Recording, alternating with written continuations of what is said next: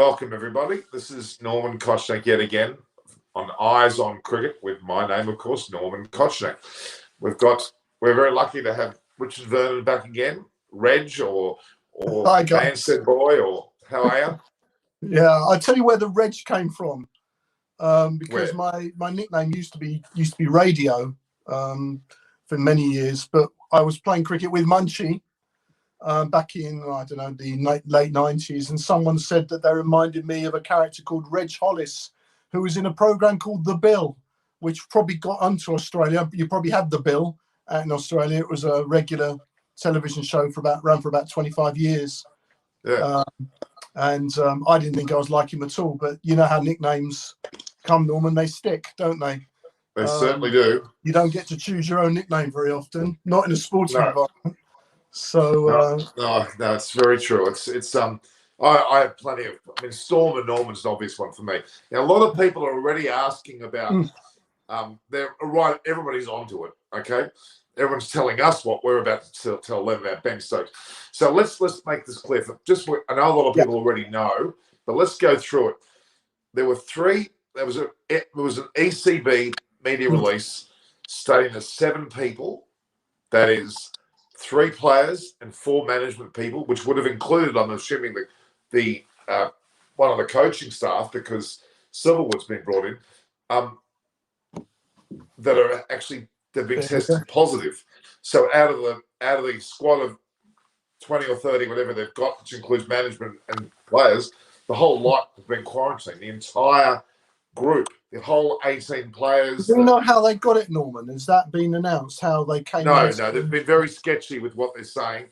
They haven't even told us who the 3 players are. I mean, there's been some question that the likes of Owen Morgan's one, but there's no statement to that effect.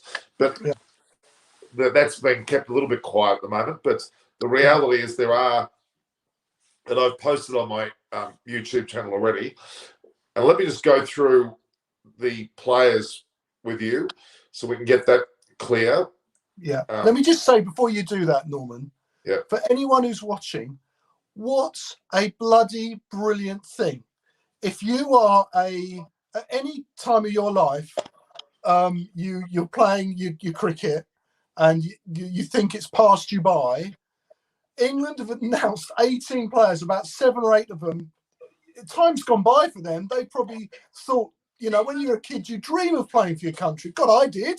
I dreamt of playing football for England and cricket for England like we all did, or for Australia. And these guys are professionals, and they probably thought when they first started, I could be an England player. But then your time moves on, doesn't it? And it does. This is more Munchie for a minute because he's not important. And time moves on. And then all of a sudden this happens, and these are players here in this list who must be absolutely delighted. I can't tell you how it must feel for them. They must be so pleased. I mean, John Simpson, who's the Middlesex keeper, is 32.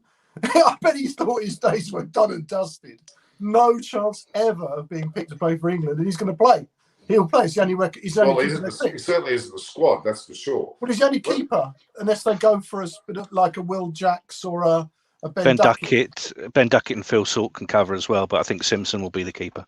Yeah, I agree. You're right, Munchie, because the only before we go into let's just announce who the people are. Let's get that done. Okay. Hi, Munchie. So obviously Silverwood has been brought back in. He was never out. He was meant to have a rest, but he's back in acting like being coach as he should be. But then obviously Ben Stokes, who was outside, luckily for them, is now back in as the captain from Durham. Jake Ball, now he played in Australia, I'm pretty sure. Danny, and he's from Nottinghamshire. They've even got where they're from. Danny Briggs from Warwickshire. Bryden Cast from Durham. So I'm going to go through the names, guys. I want you to, after that, we'll go through what they actually do. Zach Crawley, we know of. Ben Duckett. Now, Zach Crawley's from Kent, your local group. Plays at the same club as Chris, Norman. He plays at Sevenoaks Fine. He's a Chris knows him. Does he still play? He wouldn't still play, of course. No, but he would play if Kent didn't have a game and they wanted him to play for his local club. He would come and play. Played last year for the Vine in the league, I think. Okay. So we've got Lewis Gregory from Somerset, Tom Helm from Middlesex, Will Jacks, Surrey, as you mentioned. Dan Lawrence, we know from Essex. Sakim Mahmood from Lancashire. Darwin Milan, which I'm glad, from Yorkshire. Craig Overton from Somerset. Matt Parkinson from Lancashire. David Payne from Gloucestershire. Phil Sate from Sussex, which the name Sate is famous to me for rugby league purposes. It's salt. Paul Sate. Salt, as in pepper. Oh, Salt, is it? Not Sate? Yeah. Because I thought it was Salt, because we have a guy called Sate who was a famous football player. That's why I thought Sate and Salt. Does he play for the Bunnies? Does he play for the Bunnies? Yes, he does. Of course he does. Yeah. John Simpson, Middlesex, and James Vince, who's a name we all know, from Hampshire. Okay. Let's go through those players. Have you got the list in front of you, Munchie? First of all, welcome, Munchie. We've jumped in without welcoming you back. Hello, guys. I can only do half an hour again, but love to participate again. Yep. And Marami, it's too much of a mess behind me, so I can't show you without the virtual background. Sorry. Oh, I look good. I'm in my office. I've got pictures and books and everything. Sorry, Norman. Yeah. That's right.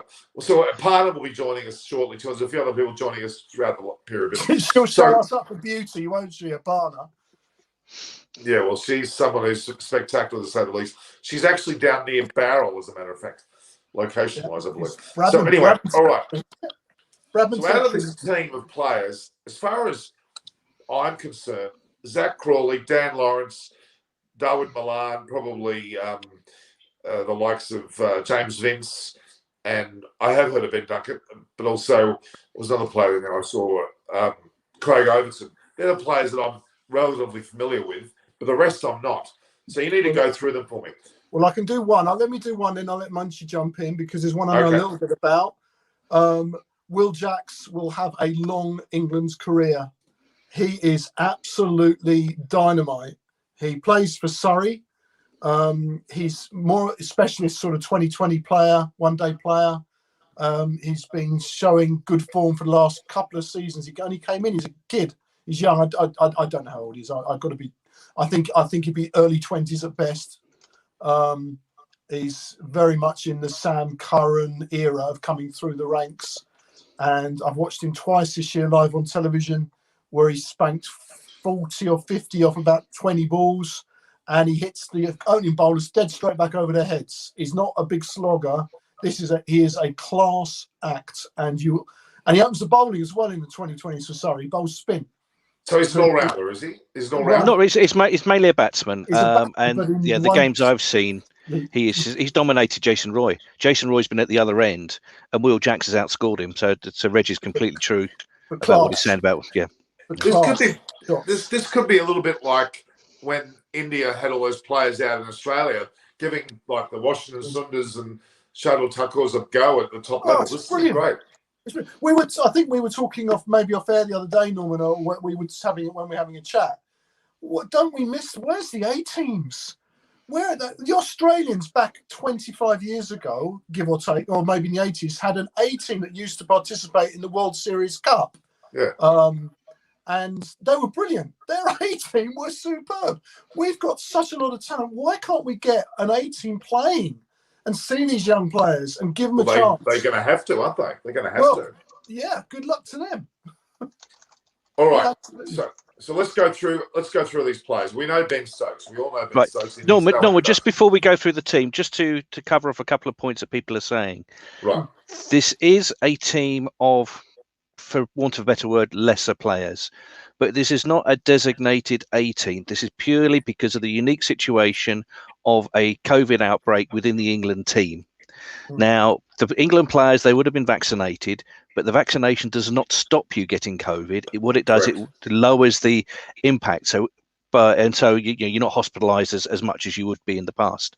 So I see the messages are coming up at the moment, guys. So this is just not England saying, sorry, Pakistan, we don't think you're worthy. We're going to play our lesser players against you.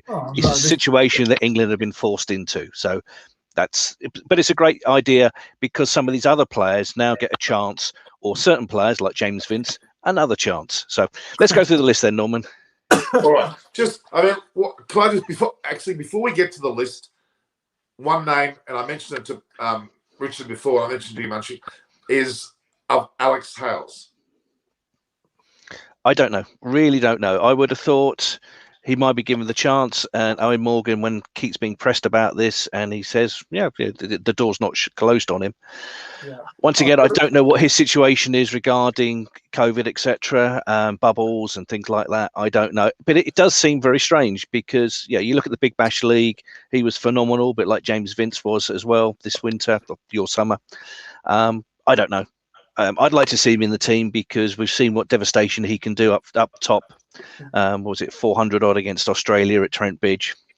So he's got the talent there, but obviously his past indiscretions are still being held against him. So we'll have to wait and see what happens. This is very, very straightforward from my point of view, Norman. And I know Chris has probably discussed this with you, and I'm the same opinion with Chris. We have a little bit of background, me and Chris, into Alex Hales, insofar that I don't want to say too much. We know someone who was with him a few years ago when he was out in Australia. We know this is, and we know that Alex Hales was a bit of a bad boy. Okay, he was told that he had to clean his act up, which he then got done for taking recreational drugs while he was in part of the England setup. Owen Morgan took him in, and I think I'm right in saying in the changing room environment, Alex Hales committed that he wouldn't do it again. He was part of the team and he wants to play on. And Morgan said, "That's fine. You've told us that. We can let you go. Clean your act up.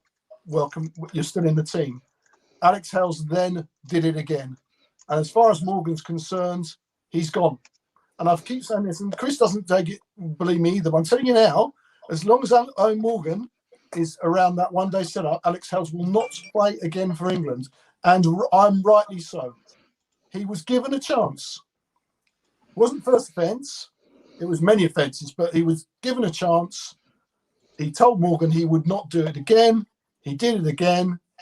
And as far as Morgan's concerned, you breached that trust. And that's the way Morgan gets that great, brilliant team ethic, that great dressing room around him. And they love him. I mean, there's no doubt that Morgan is loved in that dressing room. And he runs it. He runs it like a proper captain. And rightly so. Munchie, what do you think? Yeah, Morgan is a great player. Well, yeah, he's led England to the ODI and he's got a specific mindset on how he wants the team to be pushed. But if Hales has no chance in the England team, then they should say, sorry, your past indiscretions mean we don't want to consider you. Just say it. Because at the moment, all this isn't he? It makes you wonder what's going on. So I would prefer just to say, sorry, we don't want people with that particular sort of record. But then people will then say, well, sorry, England, you've got double standards because Ben Stokes has been in court before. So it's a very thin line that England are treading for this, I believe, or on this rather, I believe. Well, they're sending a really big signal here, aren't they? They're basically informing us that out of 36 players, Alex Hales not in that 36, aren't they? Yeah. And you look at the list, and actually, we need to go through the list. And I look at the players there, and I think someone like James Vince, who had a good Big Bash as well, but he reminds me of, and Indian guys don't take this the wrong way, someone like Virender Sehwag. Sehwag was a great batsman, scored a shed load of runs in India, shed load of runs in Australia, came to England, the ball's moving around a bit, and he nicked off to the slips. James Vince, when he's played for England, gets caught at second or third slip more than any other player, I believe. He'll score and he'll look 20 or 30 runs, look fantastic, flashing them through the covers, but then edges off. And he'll keep doing it time and time again. And you watch it, if he plays against Pakistan, they'll swing the ball, the right-handers will swing the ball away, or the left-handers will just try and pass it across him, and he'll nick off again. I think he's had his chance. I think the only reason that he's in the side, and I'm not saying he's not a bad player, but I have my reservations, but because you look at the rest of the team, looking at it now, they still do need some experienced players in there. You can't have a complete team of youngsters. You know, to quote the famous football analogy, you don't win anything with kids, but you can. But you still need some older players in there to help the youngsters come along. And I think that's why he's in the squad. And don't forget, they've got 18 players here. Not all 18 are going to play, of course. Well, Vince will play, won't he? I mean, he's one of the best quality batsmen in our country. I agree with what Munch is saying, but when you watch him bat, he plays cricket what we would say the right way. his quality of shots is outstanding. He hits it direct to cover along the deck, and he looks gorgeous when he does it. He's almost Gower-esque in doing it. He's beautiful to watch, James. He came out to Australia on the last trip, by the way, and was in the team and scored a beautiful 80. Was on his way to 100 and ran himself out. If you remember, he ran himself out in the first test when he was on his way to 100, which probably would have completely turned his whole test career around. 100 at Brisbane, first test, you're on your way, aren't you? Whereas he ran himself out, then you're under pressure, because then you go to Perth. I think Perth second test, who we always get stuff there because we can't deal with it. So yeah, he's a lovely player to watch. All right, Richard, I will now just say people's names, and I'll direct it to one of you, and you tell me what. Yeah. Well, Munchie go. Let Munchie go. Okay, all right. Ben Stokes, we know. Jake Ball. What's Jake Ball's story? Jake Ball. Actually, you've probably seen him because fast bowler. Yes. Generally, other end to Stuart Broad. So we saw him. You may find him. He may rotate with Bryden Cast. Now, Bryden Cast, I don't know a lot about. I do know he's South African that plays up at Durham. He does bowl a good lick. So it could be then, if England are looking for one out-and-out gun bowler in each team, they may rotate Cast and Jake Ball. Okay, Danny Briggs. Danny Briggs, left-arm slow bowler. I hadn't realised he moved to Warwickshire. Yeah, it is spin. I think it's the interesting thing, isn't it? It's when they describe bowlers, it's generally you're a right arm off break bowl or right arm off spin, but you're not a left arm off spin. You're a left arm orthodox. It's just the way they describe it. He moved to Warwickshire from Sussex last year. He could actually open the bowling as well, just bowling like a left arm dart, just trying to keep the runs down. Yeah, number 11 bats, so similar vein to Phil Tuffin or something like that, but Field's a lot better. But no. So why is Leach not in the place then? If Leach is the same mould, Leach. Well, I think Danny Briggs gives you more in the white ball game. So whereas for Jack Leach, we know he has limitations batting. I know he got the 90 against Lords against Ireland, but you're looking for your more white ball players. Okay. And it's a good story about Briggs as well, what we were saying at the start of the show here, just before Munchie came on, or once Munchie joined us. I think he's played 8 times for England, including a test match, I think. His last turnout in a one-day game was in 2012. 9 years since he played a one-day international. Good luck to him. I bet he's absolutely delighted. Oh, for sure. You think it's gone, don't you? You think your chance is gone. Well, next time we have Chris on, Norman, I think Chris has probably faced him quite a lot. He would have played... I think I'm right in saying Chris played a bit of second team cricket against Sussex, and Danny Briggs, I think, would have been playing. Right. Okay. Zach Crawley we know about. We don't know about Ben Duckett. I know of him. Tell me about Ben Duckett. Ben Duckett had a chance with England a few years ago. Can't remember which tour it was. He was a slightly naughty lad. A bit too much alcohol in one of the bars, which given the Australians' trips to England in the past and David Boone, a reason to get suspended was the Australian version, which was drink 50 beers, you get promoted in the team. But then Ben Duckett did have a history, but he's a solid bat. And I'm quite happy to see him in the squad. Yeah. Okay. Lewis Gregory, Somerset. I think he was an all-rounder. I can't remember which team he played for in the Big Bash, but he was down there. Useful. When he's bowling, he reminds me a bit of Jay Dernbach, used to play for Surrey, and a little bit like Tom Curran, in that he might get you the odd wicket, but he could go for a hatful of runs when he's bowling. So, we'll see what happens. But he's just a useful all-rounder, probably there as a backup to Ben Stokes, or they may play 2 all-rounders in the game.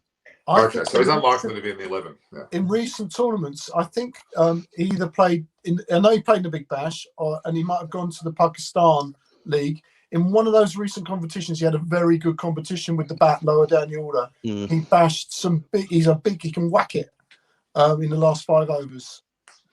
Lewis Gregory. And all right, so Tom Helm. I don't know a lot about Tom Helm. He's a new one on me, so I'm looking forward to see that. Yeah. Is it Middlesex? Does it say who he's playing? Is it Middlesex, Tom Helm, or is he not? Yes, Middlesex. Yeah. Middlesex. He's a batter, isn't he? Batter, yeah. Yeah. Yeah. All right, Will Jacks, we just talked about it before. Mm-hmm. Down lines, we know. Saqib Mahmood, now he's someone who I've heard about. Lancashire bowler. He's always been on the fringe of the team. And this will be his real opportunity to, if he has a good campaign against the Pakistan team, which is going to be difficult because as I mentioned yesterday, they're my pick for the 2020 semi-finalists. They're not going to be an easy team to beat. No. But I think if Saqib has a good run out, then there'll be a chance he could just make the squad. They like him, Norman. It's one of the, we were talking yesterday about players that the selection, the management like. He played in 2019, I think, in the one days. I think he played all against, I think that was against Pakistan. I think he played in all 4 wickets in the first 2, then didn't take any, but he bowls a good lick and he keeps a good line. And he's one of those bowlers who they like the look of. And he'll get a game. He will get a game here. It's interesting. Obviously, this squad is now for the duration of the Pakistan tour because these players will be in isolation for up to 2 weeks, won't they? So that's intriguing. That's an interesting situation because they will then. This will be the squad for the whole series against Pakistan, meaning that virtually the real side, we'll call it, that has a lot of the test players in there. There's a few test players here will be actually ready to go for the August 4th. They won't quarantine them for that length of time now. It's calming down a bit here. I think you'll find that they'll put them in, they'll test them again in 5 days, and if they're clear, they'll let them out. I'm pretty sure that's what's been happening with other people. Footballers, we had football recently, the Europa Championships, as you call it, Norman. And I think that players were tested because they had COVID in the Scottish team. And the British, the 2 English guys who came into contact, and they got 5 days, Munchie? Yeah, that was it. So Mason Mount, Phil, and Chilwell for Chelsea was seen hugging Billy Gilmore, who brilliant game for Scotland. And so the 2 Chelsea players playing for England then had to go into isolation for 5 days. Yet the whole Scotland team and the whole Scotland management that had been training with Billy Gilmore and staying in the squad could play the next game. So even the rules then get bent and all over the place. People are making comment this show was about India, Sri Lanka. It certainly will be, guys. Calm down. Sorry. We've had a major announcement about 18 players being out of a squad. That tends to be more interesting to bring up front in the conversation. We'll get to India versus Sri Lanka. Don't worry. The reality is that there's a lot to talk about with that as well. But for the sake of Munchie being here and Bannister, we want to get straight into this, get this done, and then we can come back to it later because this is literally hot off the press. So it's obviously when I planned the show, I didn't expect to even have these 2 guys on the show. We were going to talk about India specifically, but I'm glad they're available. Okay. Darwin Milan and Craig Overton, they both know it. Craig Overton's bowled for England before. Yep. Matt Parkinson from Lancashire. Matt Parkinson. Now, of course, there was a great debate during the winter about Matt Parkinson playing Sri Lanka and India because he's a leg break bowler. And there was actually a hashtag Free Parky campaign trying to give him a go. So you may see him coming in as well as the replacement for Adil Rashid. I think right. Yeah. I mean, he's been dragged around for the last 2 winters. He's gone on both the last 2 winter tours. They think a leg spinner matures with age. I think that'd be fair to say. And he's young, and he's been taking wickets in recent times for Lancashire. Great to see him. Great to see him. Especially against Pakistan. David Payne. Don't know. Someone put a message about David Payne. David Payne's left armour. Now, I think someone's similar. Shay Manju. My apologies if pronunciation wrong. Sounds Irish, doesn't he? So I think this is very good by England because we have seen in the past the damage and the variation that left armours can do. So we've got the likes of Sam Curran. So if David Payne can come in, so you can then alternate between the 2 of them, it then gives you a different dynamic from where the ball's being delivered from to the batsman. And obviously in England, I don't know what pace David Payne bowls out. Sam is a great little bowler, but he does struggle when the ball's not really swinging. But a great batsman as well. I love Sam Curran. So it'll be interesting to see how Dave Payne gets on. But I can see when you look at some of the replacements like Adil Rashid, Parkinson, Payne, Curran, you can see that where the England team and the management are thinking of looking for like, trying to keep that dynamic of the team and the squad together. So the interesting thing is for me, we'll finish off the last few players, but where is Pakistan at? Are they anywhere near the England team? Are they in the same hotel? I don't know. Oh, I don't know. no, I don't know. And where was Sri Lanka? Sri Lanka, well, they were in the same hotels as well. That's another question, because they need to go. They need to head off to India, of course. Yeah. The game is in 2 days in Cardiff. It's in Wales, so I would imagine the Pakistani team will already be holed up somewhere and training in Wales. I'll be surprised. Right. So they're separate. Okay. Yeah, right. yeah, separate. Okay. So the last few, James Vince, we don't need to talk about because we all know who he is. Phil Salt and John Simpson. Well, Phil Salt, very solid 20 white ball cricketer. I would be surprised if he's not opening the batting. It may be a stretch to have Salt and Will Jacks open. You may want to have a more experienced opening with him, but very dynamic. Yeah, very similar in the vein to the way Luke Wright used to play. And I know Luke Wright, people familiar because he's playing the big batch for a while. So Phil will come out and just give it a whack. I think he played for the Adelaide Strikers in the big batch league this year, Phil Salt. And but he didn't get much of a go, I don't think. He had a few good innings from what I was watching, and he will definitely give it a biff. Okay, John Simpson, the last one. Steady steady wicketkeeper batsman. He is the only recognised batsman, as we said, recognised wicketkeeper, as we said earlier. So unless he's injured, he will play every game. A very steady, early 30s, mid 30s batting average. Supposed to be a very good gloveman, so we'll see whether he's as good as gloveman as Ben Foakes. That's a different story. But I guess with Butler's a hamstring injury and Bairstow because of the COVID situation, they're looking now at the best white ball wicket keepers they could use. Ben Foakes is obviously still recovering, so John Simpson fourth in line. Yeah, it's a bit like everybody's fallen over and he's just gone across the line. It's great. Yeah. All right. Yeah. Well, in terms of an 11 out of that side, I think you basically a lot of the known names, will they be assumed in the side, like the likes of Milan, Vince? Will they go straight in? Well, I was looking at this because I've got the list on the side here. That's why I keep looking over here. Yeah. And I was thinking, well, okay, who would be my team? Now, I would probably look at Phil Salt or Will Jacks to open with Zach Crawley to give you that steady balance and an experienced opener. 3 would probably be Milan. 4, you're probably then looking at James Vince to come in, or James Vince or Ben Duckett. 5 Stokes, 6 Simpson, and then you're looking at the combinations of the bowling that you've got. So, yeah, you've got Craig Overton will probably come in 7 for the first game because he is a recognised all-rounder, a bowling all-rounder as opposed to a batting all-rounder. Lewis Gregory could do that lot as well. Yeah. So it'll be interesting to see the dynamic there, but I think that the batting will probably be more fixed, and they may change 1 or 2 players. Oh, well, that's great, guys. I appreciate having you to talk about that in a nutshell, because it's a big bombshell to those who have just joined us. 18 players have been taken out of the squad due to the COVID restrictions of all in isolation, including the management. Silverwood, who was on break, comes back, of course, and the new 18 there that none probably thought they had a hope in hell of playing any cricket for England in the coming month are now squarely in the middle of it all, including Ben Stokes. Is it interesting how Ben Stokes is there? Would he have come back a bit early from his injury? Do you think that's what's happened here? Well, no, he was training. He was training because if you remember during the last Sri Lankan game, sorry, Richard, he had actually come in and he was due to play games for Durham. So he hasn't been brought back early. It was part of his rehabilitation. And I guess as the only player not in the squad, he's then the de facto captain. So it's interesting to see. Yeah, he's been playing for Durham, his county. Yeah. Yeah. So Alexander Choi saying no Gregory at 7.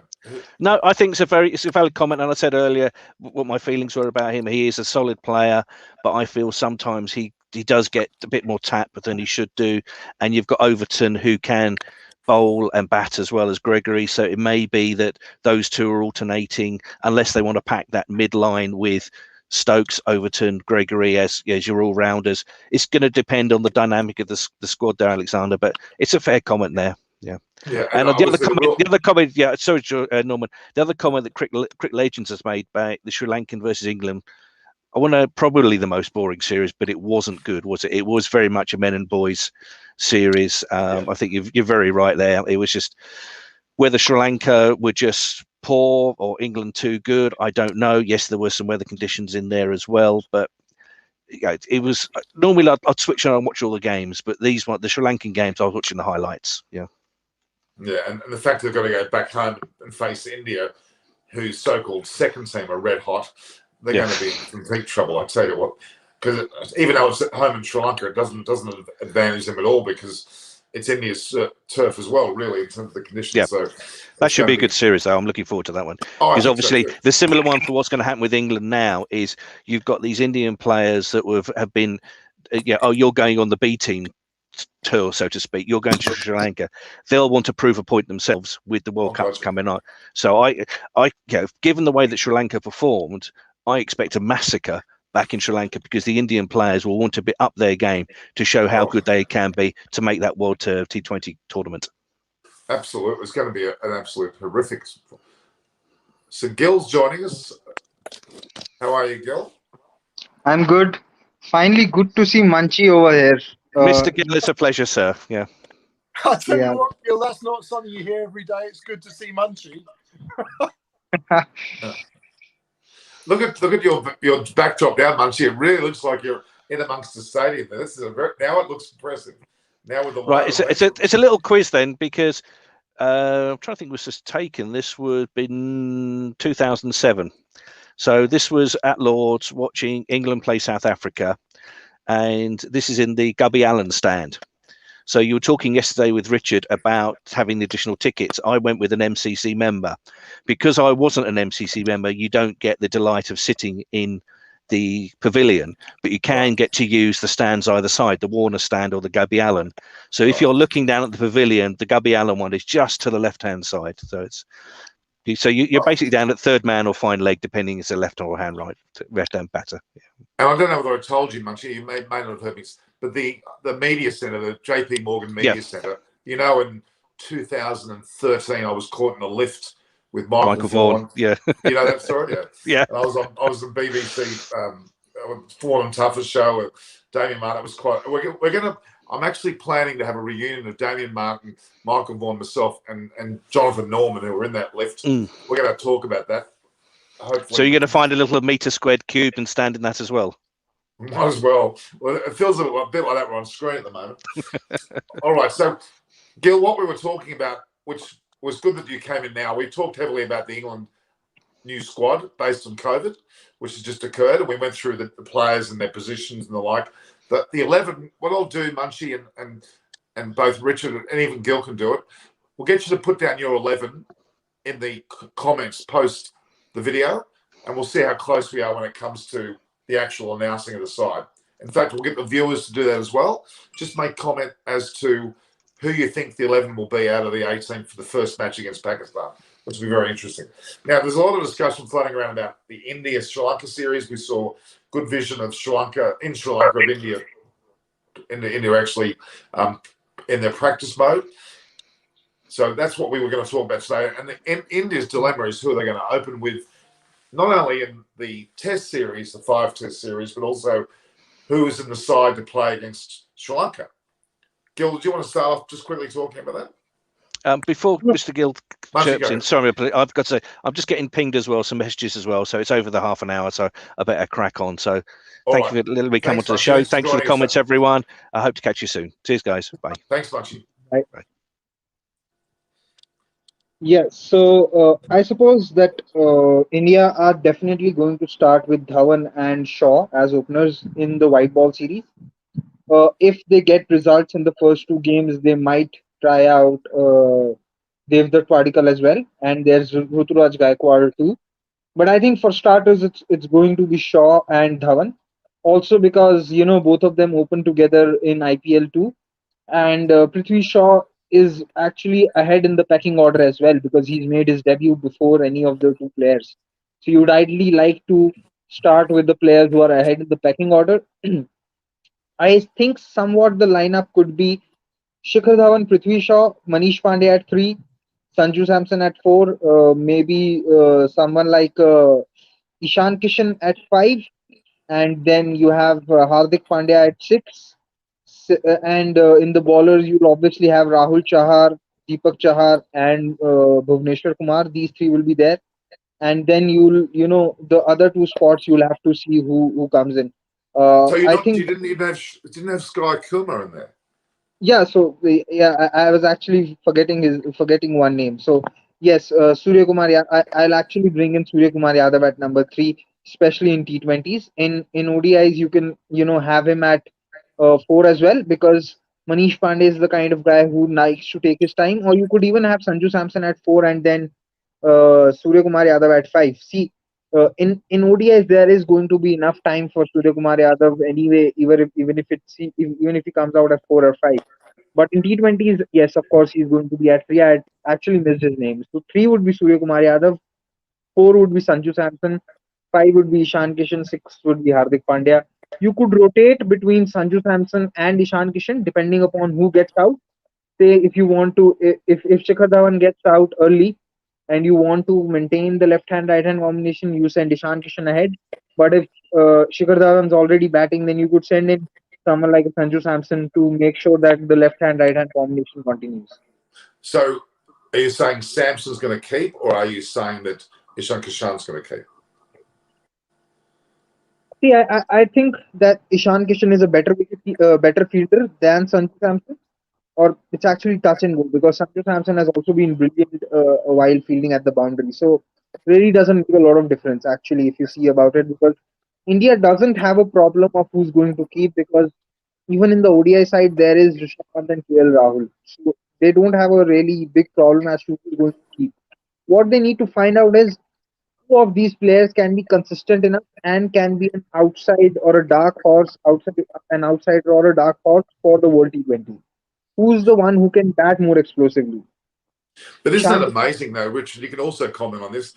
What a amount. We're talking about a team that is their second side. They've got so many players. They can't even fit the players into the one side. They've got an absolute plethora of the Indian Premier League being what it is, and it's the premier competition in the world in cricket, but arguably in a lot of sports it surpasses a lot of sports for the quality of the competition and what it's done over, I think I'm right, it's been about 15 years now, give or take. 14 years, yeah. Yeah, so what's happened is 14 years have gone by and now they're reaping the rewards by the players who are coming in now are pretty much 2020 specialists or one-day specialists. You almost see that in Rishabh Pant, the way he bats. You wouldn't call him a classical batsman. And this is the result of the Indian Premier League. These players from 4 or 5 year olds have watched their heroes play in this fantastic competition, and now they all grow up to do it. I want to ask you a question, Gil, and excuse my ignorance on it. Is Hardik Pandya not over here to play in the Test series? No, he's not. So, and the decision has been taken. Mad. To their side, they need the medium rounder. I'll tell you why. So, despite his success in white ball cricket, what people don't realize is that his first class average as a batsman is only around 30. Then, with his issues with the back, where he's had a couple of injuries, he got injured in 2018 Asia Cup, then he rarely bowled in the IPL in 2020 and hardly bowled in the first phase of IPL this time as well. So they don't think that his back can take the workload of being a fifth bowler. That is one. If you have to play him just as a batsman, I don't think he's good enough yet, because like I said, his average is only 30. He has a 50 in England. He scored a 50 in Trent Bridge last time where India won. He has a 50 in Cape Town. He has a 100 in Sri Lanka. But if you look numbers wise and man to man, Ravindra Jadeja is a much better package in matches as compared to Hardik Pandya because of what he offers both with the bat and with the ball. I know you'd ideally want to have a seam bowling all rounder, but the facts are that Hardik Pandya is not fit enough to be that seam bowling all rounder. I don't think he can bowl 10 to 15 overs a day, minimum 15 overs a day, which someone like Ben Stokes can do. So that is why they've not brought him in. Also, I think he also has conveyed to the selectors, because he's spoken of it in a couple of interviews, that he wants to focus on T20 because that is where he can give more impact. So I think it makes sense. The only other option that you have apart from Ravindra Jadeja is Shardul Thakur. Now, Shardul Thakur is a work in progress. He's only played 2 Test matches, one for all practical purposes because in his debut game he was out injured after just bowling 10 balls. So we really don't know how much of his batting success can be repeated as to what similar to what he did in Gabba, because because he averages around 16 in first class cricket with the bat, and mm, yeah, with the bat he averages 16 in first class cricket, and with the ball, uh, with the ball, his average in and economy in first class cricket is also on slightly the higher side. He averages around 29 with the ball, and his economy rate is 3.76. So you don't want your fifth bowler to be a risky prospect. Again, in that regards, you know what you will get from Ravindra Jadeja. If Jadeja is not able to pick up wickets, he's not going to give runs at 3.5 runs and over as well. So hence, I think that is why India chose to stick with Ravindra Jadeja, because he's proven himself over the last 2-3 years. Okay. Shreyas Iyer, we not talked about him. Is he not in that Sri Lanka India series? When the squad was announced, he hadn't recovered from the injury which he had sustained during the second ODI versus England in the ODI series. So he got his shoulder injured. He had to get a surgery done. It is also the same shoulder on which he has fallen a couple of occasions even before. In 2020 IPL versus Rajasthan Royals, if anyone remembers, he had put in a dive and then he had to go off the field, and Shikhar Dhawan was then captaining the side. So I don't think he's recovered from surgery yet. The rehabilitation is not complete, and hence they have not taken him to Sri Lanka. He's anyway not a part of red ball prospects yet. Okay. All right. Well, that's a good summary. Now, Beram Irani's just said there were 6 series in July. What a month, he said. What a month. And he said he's also very excited about Bangladesh versus Zimbabwe, which I must be honest with you, I didn't realize was tomorrow. So there's a bit of a shock from there's a test match between Bangladesh and Zimbabwe, and I feel sorry for those two guys because there's so many other things going on. It's rather hard to keep pace. So what are the 6 series? Beram, tell us. Obviously, we've got to include Sri Lanka and England, which is finished now.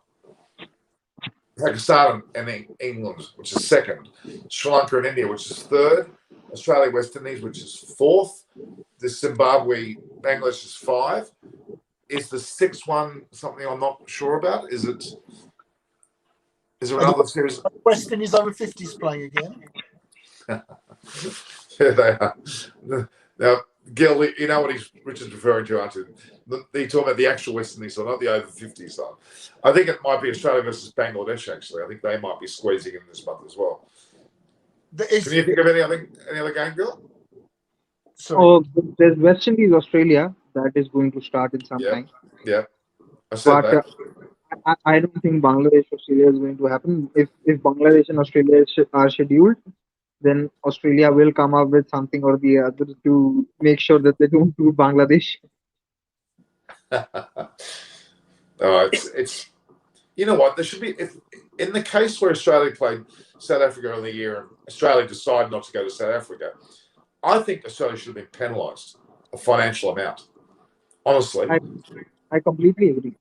I think it was disgraceful because there was no actual reason why they couldn't go, because the bio bubble, the biosecurity is sufficient to allow them to go. That's absolute garbage. England came home, Norman, didn't they? England were there and they came home because the bio bubble wasn't good. And then Australia were due to go a month later. Am I right? About a month later? The word back here was that I've been to Africa. I've spent enough time out there to know bio bubble out there wouldn't be the same as the bio bubble you get here or in Australia or possibly in India. You know, it's a very laissez-faire attitude in anything out in Africa. But Pakistan were there, weren't they? Pakistan were there. Well, you can't have one team going and one not going. They either all go or they all don't go. Well, it's a matter of personal choice. That it's incredibly hard to maintain these bio. That is one thing that we need to realize, because we've had England players also contracting COVID despite the bubble. So it's incredibly hard to have to have a foolproof biobubble all the time. uh, I think players also need to be told that you have to strictly identify it, which is why I would have actually liked the Sri Lankans not to be banned for a year, but to ban financially, because then there should be consequences. And I think similar things should have happened in the IPL as well, and it should have happened in the PSL as well when the bio bubble was broken. Also, Well, money's what hurts. Money hurts. Money yeah. hurts. Also, this tells us how good the bio bubble was in UAE when the IPL took place last year in September, because the bio bubble wasn't great in the IPL over here as well. So these are the possibilities that teams will have to exist with, and they have to accept it that there is no other way around it. I think before Australia chose to cancel that tour, the South African Cricket Board had given them assurances in terms of money as well. I think that if something happens, but I genuinely feel that if Australia didn't want to go to South Africa because of the COVID issue, then they really shouldn't have come to the IPL as well because of the COVID issue. So That's a great example. You yeah. can't pick between IPL and South Africa. They went to the IPL. They were complaining about when they were coming back that we didn't treat them well, just by going to the Maldives for 2 weeks. So that annoyed me incessantly. And I think Australia should have been penalised for that because they prioritised the IPL over the South African tour. Yeah, but hold on, Norm. The decision to go to South Africa would have been Australian Cricket Board, and the IPL is individual players. Surely the Australian Cricket Board can't have complete jurisdiction on the individual players. Well, but that's not. That doesn't take away from the inconsistency, though. No, but you're being told by the Australian Cricket Board or the ECB that they are not going to tour and they're not going, and that's their decision as the overriding board in charge. Well, then if that's the case, then the player can decide if he wants to go somewhere. Well, then the BCCI aren't letting Indian players play in the BBL, are they? So there's a lot of inconsistencies there. Contract, doesn't it? Yeah, but I mean that they can't work that way. You really, an Australian player who's under contract to Cricket Australia for 12 months needs to abide by that as a priority, and that's the way they need to work it. There's another thing. If certain players were not comfortable with going, I think Australia should have used that tour to sort of groom a few youngsters. They could have sent exactly. They could have sent a team. Worried about COVID then, would they? The youngsters. Bit of cannon fodder. They wouldn't have had enough players. I would have had to go. I would have had to play. Can you imagine? Asked me. Can you imagine you facing in Ndidi? God Almighty! I pay money. I actually like the ball coming on the bat. I like it. Yeah, right. Norman was there. Norman would actually, at the end of the day's play, get the mic from the presenter, go live on his phone on YouTube, and be live on TV simultaneously. He'll say one thing on TV, one sentence on TV, then turn on to his mobile phone and talk to the viewer. And this would bring go on for bring it on. I would have been on the back foot. I would have clipped them over. I would have done Ian Chappell like leg side shots. I'll tell you what, Norman, if you bowled those little dobby, rubbishy swingers that you bowl at Quentin de Kock at the Wanderers, it would have ended up in Cape Town. The ball. I tell you what, bring on the challenges. You wait. I've just had Munchie comment to me. You know what? I'm going to make this clear. If you come on for half an hour, that's better than nothing. So he's a bit. I told you he's a multi-millionaire. He doesn't make all that money from having to talk to us all day. He's got. But he's got to fix up his background. That's all. He was trying to show off there with his background. I don't mind if it's rubbish. I don't mind if there's books falling over. I don't have to get the swing. I'm in my office at home. I've not tied. Yeah, but he's got a halo of a head going on. I don't know what's going on with his head. Oh well, he's like God. So is that you? Is that you, Gil, with something? Leave it back. Is that yours? Sorry. Maybe Aparna's joining us. Aparna's not far from joining us. She does this weird thing. She's got two things in the background. I don't know what she's got. Yeah. Aparna's been, she and I, we've got videos with Steve Waugh. We've got several videos we haven't actually put together yet. And there's some development with you too, Gil, about Adam Gilchrist. Wait, watch this space. There's something happening there.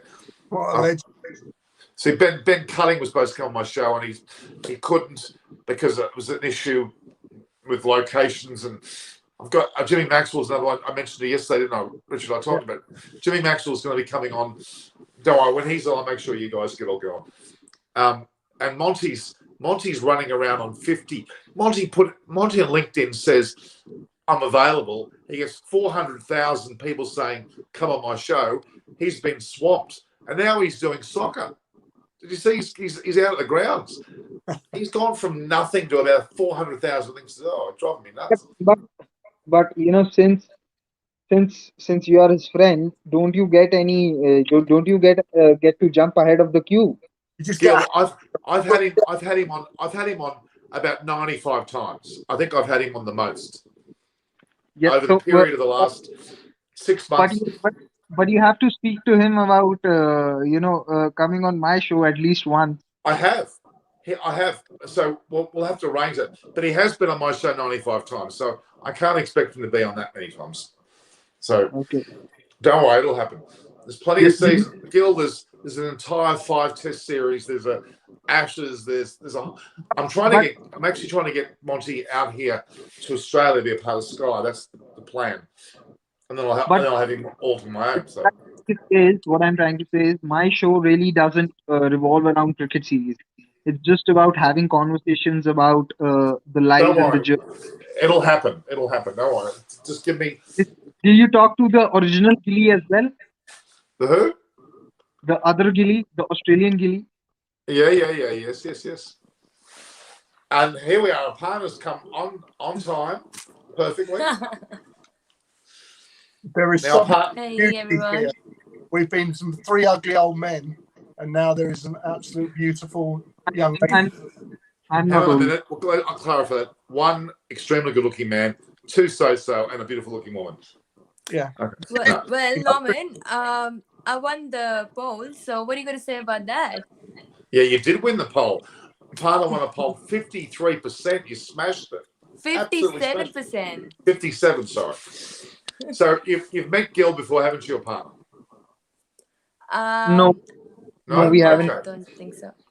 Aparna, Gil Aparna. And in the top right-hand corner is Chris Vernon's father, Richard Vernon. Bandstand boy. Good to see you. Hi, Aparna. How are you? Good. How are you? I'm delighted to be on. I'm honoured to be in such esteemed company.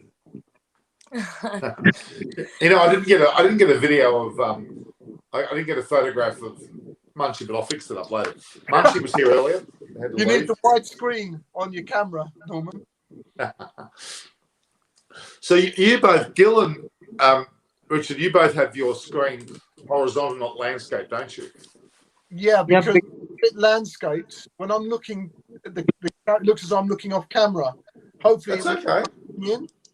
Now it's up to you. Now, that's all right. We'll leave it at that. All right, now I have a portrait mode of screen right now because I've joined from my mobile. Like I told you yesterday, my laptop is gone for a repair, so really can't do much about it. Is that the best positioning? What do you reckon? Or should I put? I'll leave it. Then a part in the middle, because then we're the beauty between 2 outer sides. I wonder if I can put a part. Let me see if I can put a part in the middle. Let me just check out layout. I'm going to go to layout. Let's see if I can put it there. Now this is the way to do it. That's better. Oh no!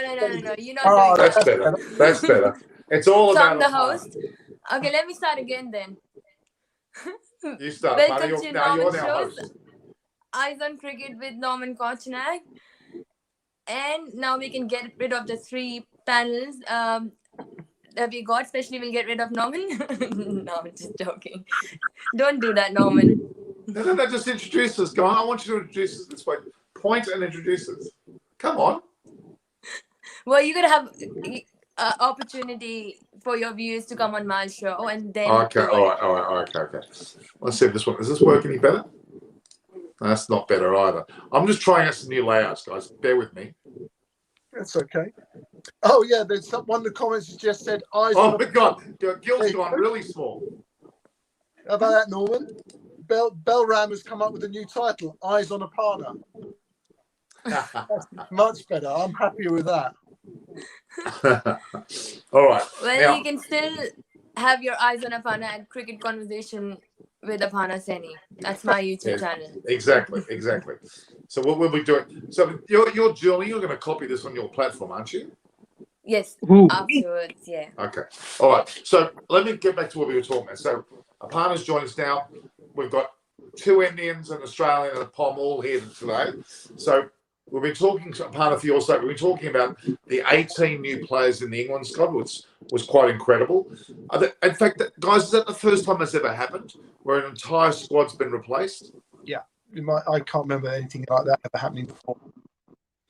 Maybe there was a South African tour, perhaps, where the Rebel tour, maybe there's something like that you could argue happened, but that would be the only time. Other than that, when Australia went over to play South Africa, there was literally a complete new side that went. But this is the first time. It's quite amazing. So we've got several series on.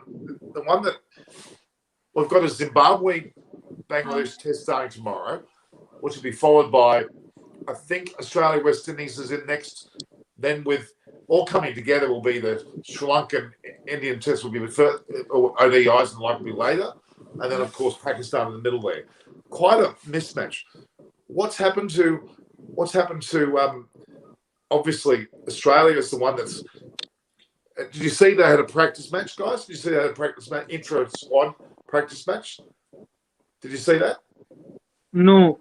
I haven't been following practice matches. I don't get the feed for it anyway.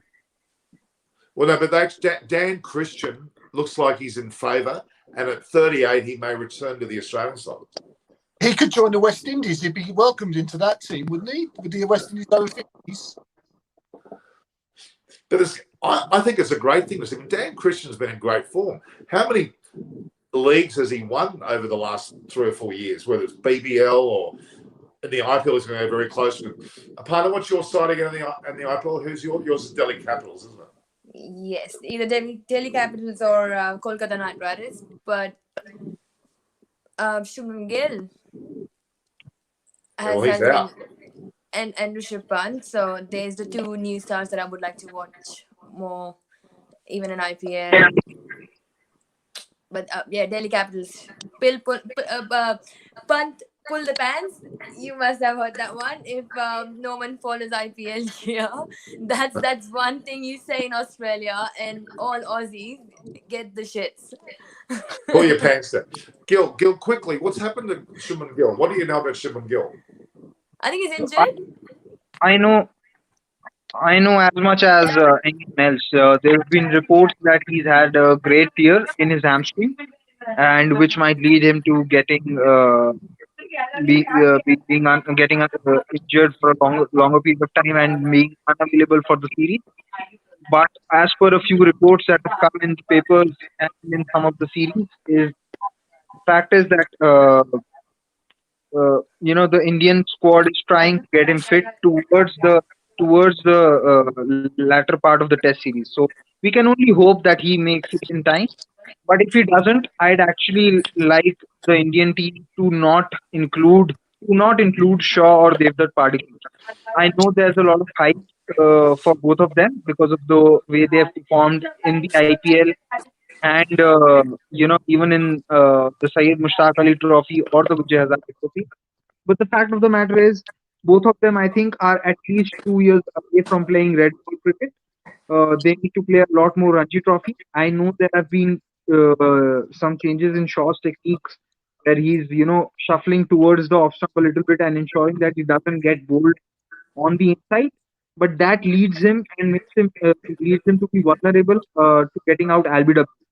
So I don't really want Prithvi Shaw or Devdutt Padikkal to be flown in to England and then play a test match. Things are not going well.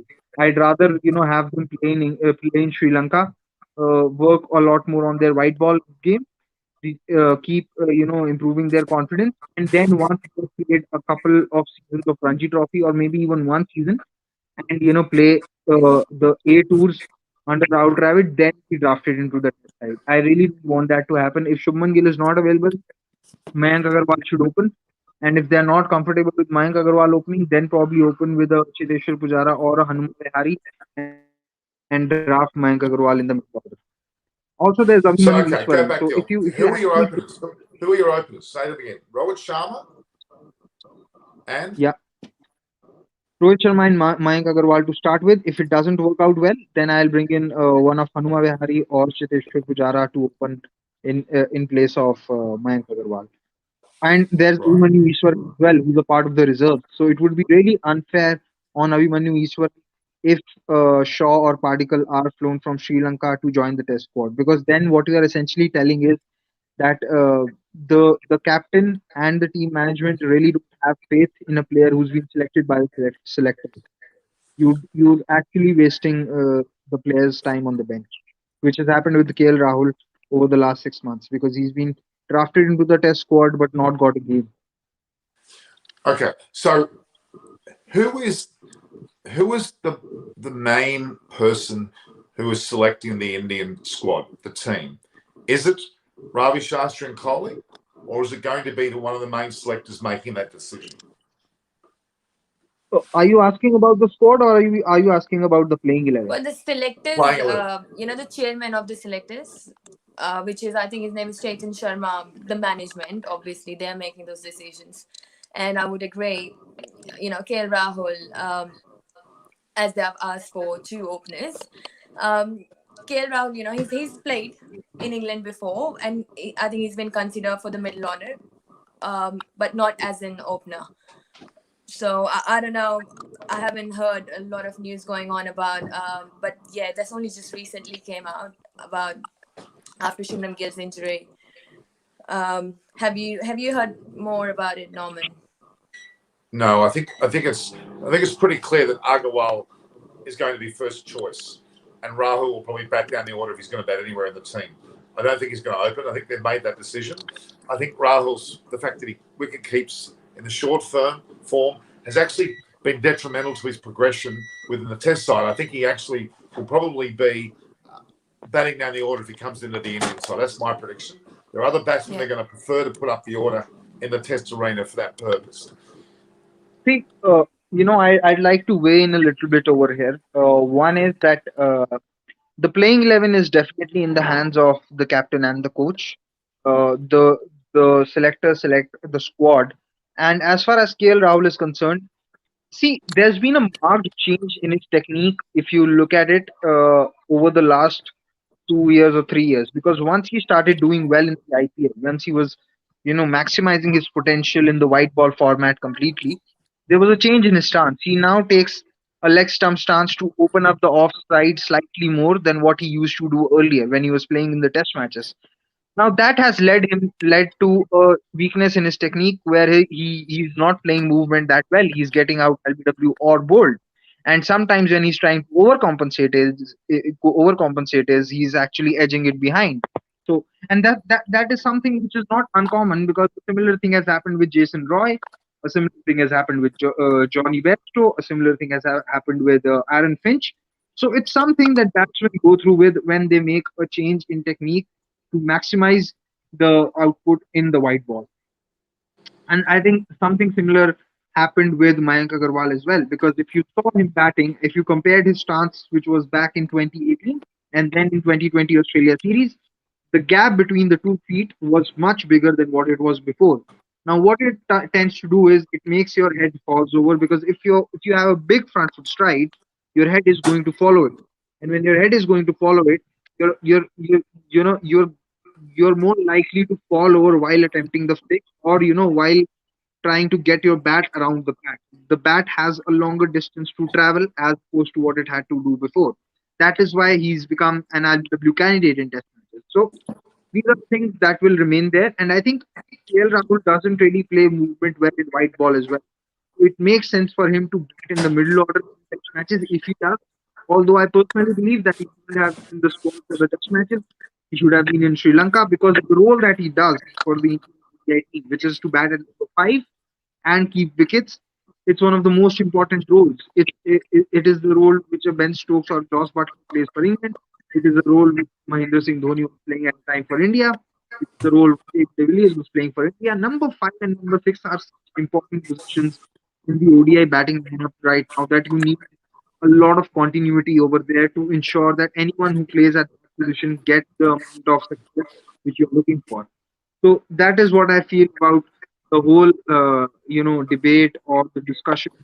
Where should KL Rahul bat? I personally think that he should not be playing test matches before he plays a lot of red ball cricket, and he hasn't played any red ball cricket in the last 1.5 or 2 years. The last red ball game that he played was the semi-finals of the 2019 Ranji Trophy. So there's a lot of selection dilemma that has happened over there. But I still feel now if Gill is not available, Manik Agarwal should open. If he doesn't do well for a couple of test matches, bring in Hanuma Vihari, have him in the middle order, and get Cheteshwar Pujara to open or open with Hanuma Vihari. Who open with who if it doesn't work? Hanuma Vihari. Now by the way, Richard, I'm not sure whether you know, but he's actually more often been an opening batter, actually, hasn't he? Rather than a lower order batsman, so he's known to be an opening batter. In test matches, he hasn't opened yet, has he? Trophy team in Andhra Pradesh, and he's also playing the county season right now. So he's going to be much more acclimatized to the conditions than any other Indian batsman. Although Richard told us yesterday there is no county cricket being played at all, is there? Well, there is now. There's one round of matches now. They haven't played any since April, maybe into early May, and then it was all one-day cricket, and they just started a round of championship matches 2 days ago, but it's rained pretty much. So a lot of them have been rain affected. Apart from Jimmy Anderson, of course, who took 7 for 19 yesterday. Wasn't that magnificent? I'm sure the Indians are delighted that was at Manchester, where they're playing the 5th test on his home ground. I'm sure they'll be delighted that they're going to be facing him in a couple of months up in Manchester. Did you see that opponent? Jimmy Anderson took 7 for 19. His thousandth first class wicket. Amazing. And his best ever figures, his best return. That's his best figures. Yeah, I know. It's amazing. It is outstanding. It is absolutely outstanding. Jimmy Anderson needs to be really now clearly. Is he the best fast bowler ever? You probably can't say that. I have a stat for all of you on Jimmy Anderson. Go for it. Of the 1,002 wickets that he's taken, 661 wickets or dismissals of those out of the 1,002 have come of batsmen who scored less than 10 runs. So get some early, that's what you're saying. So you can understand how accurate is he if he's always getting batsmen out who are, who scored less than 10 runs, and how difficult he must be to face when you've just come to the crease. That speaks a lot about his accuracy. Yeah, he's not the best fast bowler, I would say. I mean, there have been better fast bowlers, but boy, he's a good swing bowler, isn't he? He makes a lot of teams. Well, he's the top 3 bowlers ever. He'd have to be. He's only behind He's only behind Murali and Ward, isn't he?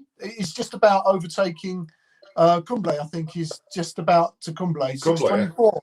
I think Kumble. I think I'm right. Yeah. Might be wrong. And Anderson's about 610 now, give or take. So he's fourth. I think he's fourth on the list. They're all spinners. So longevity and perseverance is fantastic for Anderson. But there have been better fast, but he's not fast, is he? He's slower than he used to be. Like McGrath. McGrath's like a fine wine as well. He got a bit slower with age, but didn't get any worse. He was a better bowler when he slowed down. Okay, I have to ask this, Gil. Who's Freddie Wild? And what's the interview there? So Freddie Wild is an analyst with CricViz rather. The people who work with Sky Sports and broadcasting, who give you all that data and numbers. And he's also a consultant with the Rajasthan Royals and the Melbourne Renegades. So I thought you already had him on. No, I tweeted that I will be getting him on. So if someone has a few questions for him, you can drop them in the replies, which people did. So I shot that episode today. The next guest who I'm going to recording an episode with is going to be Andrew Fidel Fernando of Sri Lanka. I'm going to discuss about. I know him really well. We're good friends. Cricinfo, Yeah, I know him very well. Yeah, He's written books. I hope he says the same about you when I ask him about you. I hope he doesn't say. I hope he doesn't say otherwise. What do you mean? There's something bad about me? No, I'm a bit of a Sri Lankan. See, You know, Norman, the beauty Well, lies in Norman beauty is half lies in Sri the eyes Lankan. of beholder. I don't know what you can call as good or what you can call as bad. There are a we're lot not of talking things about. about you It's which, not about beauty. It's about as a person, for God's sake. yeah. So Yeah, but so there, yeah. Norman Aparna, has go ahead. a lot of respect in Sri Lanka, and then he's half Sri Lankan. He's managed a lot of women cricket. As you know. As you know, Shripali and all. So Norman, you would hear bad stuff about Norman as well, but mostly good, I think. I think Aparna doesn't know that I just like to pull your leg all the time. She Yeah. probably thought that I was being serious. Well, no, because we are in lockdown, punch so the this way. traffic isn't much, Okay. and Can I punch me you? and I can't Norman punch. lives in Sydney. He's not very far off, so I just had to defend. That's it. Okay. Now I worked it. Yeah. So I worked it. I'm not sure Norman is going to be invited back to Sri Lanka, having just said he's good enough to get in their test one-day team for this series against India. I mean, I've seen the videos of Norman playing. He's not going to get in Apani Saini's best 11 of her team. I tell you what. I have played on practically every ground in Sri Lanka that exists, from Colombo to down in Gaul to Kandy to you name it, Tisamarama, Hambantota. I've played on all the grounds. I've probably played more grounds than It Sri comes Lanka down to have. the definition of the word played. What you mean is you put some white trousers on and walked onto the field. Look, okay, all right. and couldn't make it to the other end of the line. Let me bore you with a story quickly about Sri Lanka. I had my team. I went there something like 15, 16 years, well, more like 20 years in a row. Anyway, one tour we were playing at Pisara Oval, which is the Tamil Union ground, okay? And we were there, and the game before we played against a bunch of kids, Thurston College, we smashed them. So I've gone to Rumesh Ratnayaka, who was organising the tour. Rumesh Ratnayaka played for Sri Lanka, an opening bowl. Said, Rumesh, get us better opposition, would you? We smashed those kids. Get someone better for next time. And he looked at me and he said, you want a better side, Norman? Okay. So I'm cocky. We've just beaten the other team. We come in to play at Pisara Oval. Again, young kids are playing. And I'm going, oh, no, not again. What is this? So the young kids, it's boiling hot. And there's potential rain. So they're boiling hot. These guys, the young guys have come over to me. I've gone over to their dressing room and I've shaken their hand. But hi, I'm Norman. I'm the captain on the other side. They shook my hand, not with hello, Norman, or hello. Their words were, we're going to kill you, in their best English. And I've gone, excuse me? You haven't even said hello and you told me we're going to kill you. I was a bit shocked. So I walked out of the dressing room. I looked back. Their two opening batsmen are walking out to the middle. I said, hang on a minute, guys. We haven't bloody well tossed yet. What are you doing batting? Anyway, we kind of talked to them. I said, okay, we haven't tossed, but yeah, you go out and bat. They went out and batted after 40 overs. I was wicket-keeping, by the way. I didn't touch the ball once. They were 400 after 40 overs. The team we played against just happened to be the Sri Lankan under-19 team. And they were, after 40 overs, they were 400. I didn't touch the ball. I think we got one wicket. 2 or 3 batsmen retired after scoring centuries. Then we went out to bat. I batted, I think I opened or first drop. Went out there. I had this young fast bowler. He's hit me on the thumb. My thumb looked like a damn tennis racket. It was so bruised. I walked off. We were 3 for 19. Then it poured. It was a monsoonal downpour. It rained. There was flooding. So we officially drew the match. So I hold fast to that they were 400. We were 3 for 19, but we drew the match against the under-19 team. But I broke my thumb. And my ex-wife's good friend and girlfriend, who happens to be a movie star in Sri Lanka, said, oh, I know what to do, Norman. She put a huge amount of green leaf and all this black gunk on my thumb, saying it'll get better by the morning. In the morning, my thumb was 10 times bigger. And I went to the hospital. I said, it's broken in 2 places. So I had a hilarious tour. So, yes, that's my experience with Sri Lanka. The under-19, can you imagine how cocky I was? Rumesh Ratnayaka, get us a better side, will you? You want a better side, Norman? He went to the top shelf and got a better side. And they were, I've never kept in my life without touching the ball once. They were pulling and cutting and striving. 400 or 40 overs. We actually meant to play 50 overs. After 40, my team said, enough. Was the reason you were keeping wicket, Norman, because if you bowled, you'd have been chasing 600? Potentially. There was one shot that one of the guys, he's in that side, by the way, was, I'm pretty sure Dinesh Chandimal was in that side. Upal Taranga was in that side. It was stacked full of players. It was hugely. Anyway, one cut shot was smacked so hard, our gully was like this. He didn't even move. It went straight past him. It was amazing. All right, I digress. Let's go back. There's quite a lot of comments, sorry, on just quickly about Jimmy Anderson on the chat that's going on at the moment. I just want to say about Jimmy Anderson, he's one of the great reasons why coaching isn't always great. And I've a little bit of personal feelings on this as well. But Jimmy Anderson, they tried when he first came into the England side to change his bowling action because they said it was rubbish. It wouldn't work and he couldn't do it. This is an action that he worked through as a young man to become an England player. And of course, they tried to change it and he completely lost everything for about 2 or 3 years, disappeared, ignored the coaches, went back to what he did right, and he's taken 600 wickets. You know? What more can you say? Yeah. I mean, Malinga's the same. They thought that he was, not going to bowl well. He bowled fantastically. Even Bumrah, you would argue, would be coached out if they had a chance. Yeah. You've got to let youngsters find their way. You're either going to be good enough or you're not. There's no right way in cricket, is there?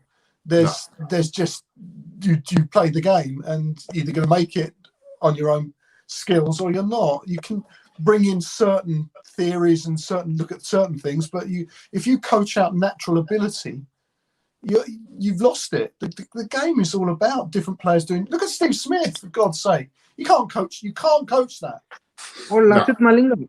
How do you teach someone that action?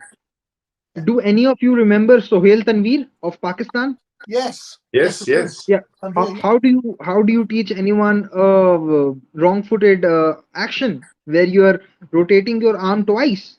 Or Jasprit Bumrah. No coach will ever teach you that action because. So I was speaking with Jared Kimber, and he said that the amount of load that goes on to Jasprit Bumrah's shoulder and his elbow, he said that it is unnatural. He says fast bowling anyway is not natural. It's not a natural act. And the ways the likes of Bumrah bowl it becomes even more tougher. So I think Mr. Vernon here is completely right that there are some things that's very kind. that you can't really teach a few things, and I mean you have to allow things outside of the coaching manual. I don't think anyone in the coaching manual would have taught Kevin Peterson how to play that reverse hit or the switch hit. You just can't. How do you teach that? It's something that just comes about with a lot of practice and a lot of instinct. So that's about it. Anyway, I'd like to, Norman, I need to go now. I have a few guests over. Okay. Thanks, Gil. Thanks for joining. Thank you. Thank you. Nice to meet you, Aparna. Hope we didn't bore you. Yeah. No. You're very good to hear you. Very insightful information. Also, I'm a little sad about you that you said that Norman lives only a 10-minute drive away. I'm not sure that's a very good thing. Only under lockdown conditions. So I hope the lockdown doesn't get extended. Okay. Anyway, bye. Okay. Thank you so much. Thanks, Gil. Aparna, just quickly, don't you like this how people come in and out? I like it. I think it's fun because, Aparna, just quickly, do you know much about Aparna? She's an excellent tennis player. You may have seen the video. Middle, Norman. Aparna needs to go in the middle. A rose between two ugly old thorns. That's better. Look at that. Yeah. Norman is beautiful too. I mean, he's been a beauty pole at some point. Aparna, he's seriously not beautiful. Oh no. Thanks. Rich is, Aparna, let's just be honest. Rich is just jealous. He's got a son that's good looking. He's got a co-host that's good looking. He's got a female on the show that's also good looking. You can't win. You can't Not win. that I the same age, partner. I mean, look at it. I look 10 years younger, don't I? Oh, 100%. Are you the same age? I think so. No, well, I'm okay. All right. We are No, roughly I the same. look younger. I thought you were younger. Oh my Oh, God, no. He hasn't got a grey beard. Thank you very much. I have. That is great. It is great. It is All great. right, Parna, on your now, Richard, Parna is an excellent tennis player. Represented her state in India. Wow. Could have played for a country. There's a video on YouTube and on my page about her to play. How do you think about being coached? What was your experience as a tennis player?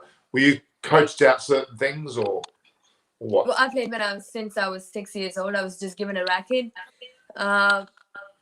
Like all other Indians, either you're going to be good in sports or education as in intellectual level. Obviously, intellectual level, I'm not very sure. Wait a minute, you're studying tennis. law and IT. What do you mean? It can't be done. Oh, you have no idea, Norman. There's 1.3 billion people in my country. True. So the level is quite high up. And that's why, getting back to cricket, so much talent. I mean, just playing 11 out of 1.3 billion. We are a very lucky country for any sort of sports, but cricket has always been there. Tennis, not so. And I feel a bit sad about the fact, but I think like women cricket should be promoted. All other sports should also be promoted, not just cricket. But lucky, cricket is doing great, as in it's not just a sport. It's actually a religion. It's an emotion in my country. And your question back to, coach. So the pressure is high up. You actually end up coaching yourself pretty much. Then just listen to your coach and work hard. Sort of coaching that I've got, like other Indians would have. If you have to get somewhere, the competition is really, really high up. And that's what makes India really good in sports. If they focus on other sports just then cricket as well.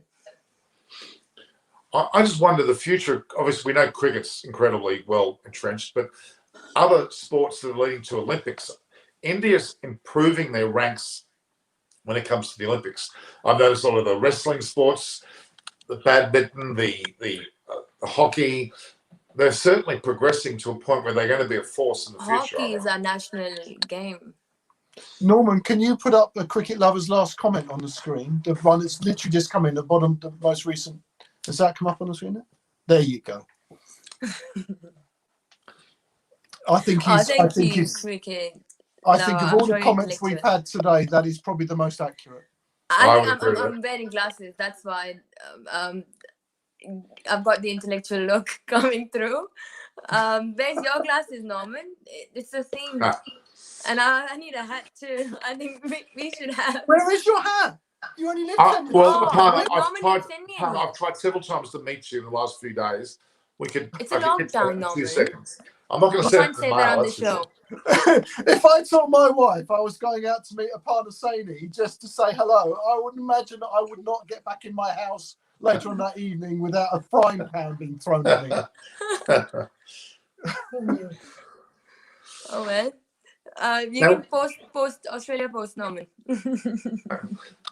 No, I'm going to physically. I think hockey is our national sports. I thought it was too. Why are you Paramarani? Paramarani's, by the way, he's in Singapore. So, what are you talking about?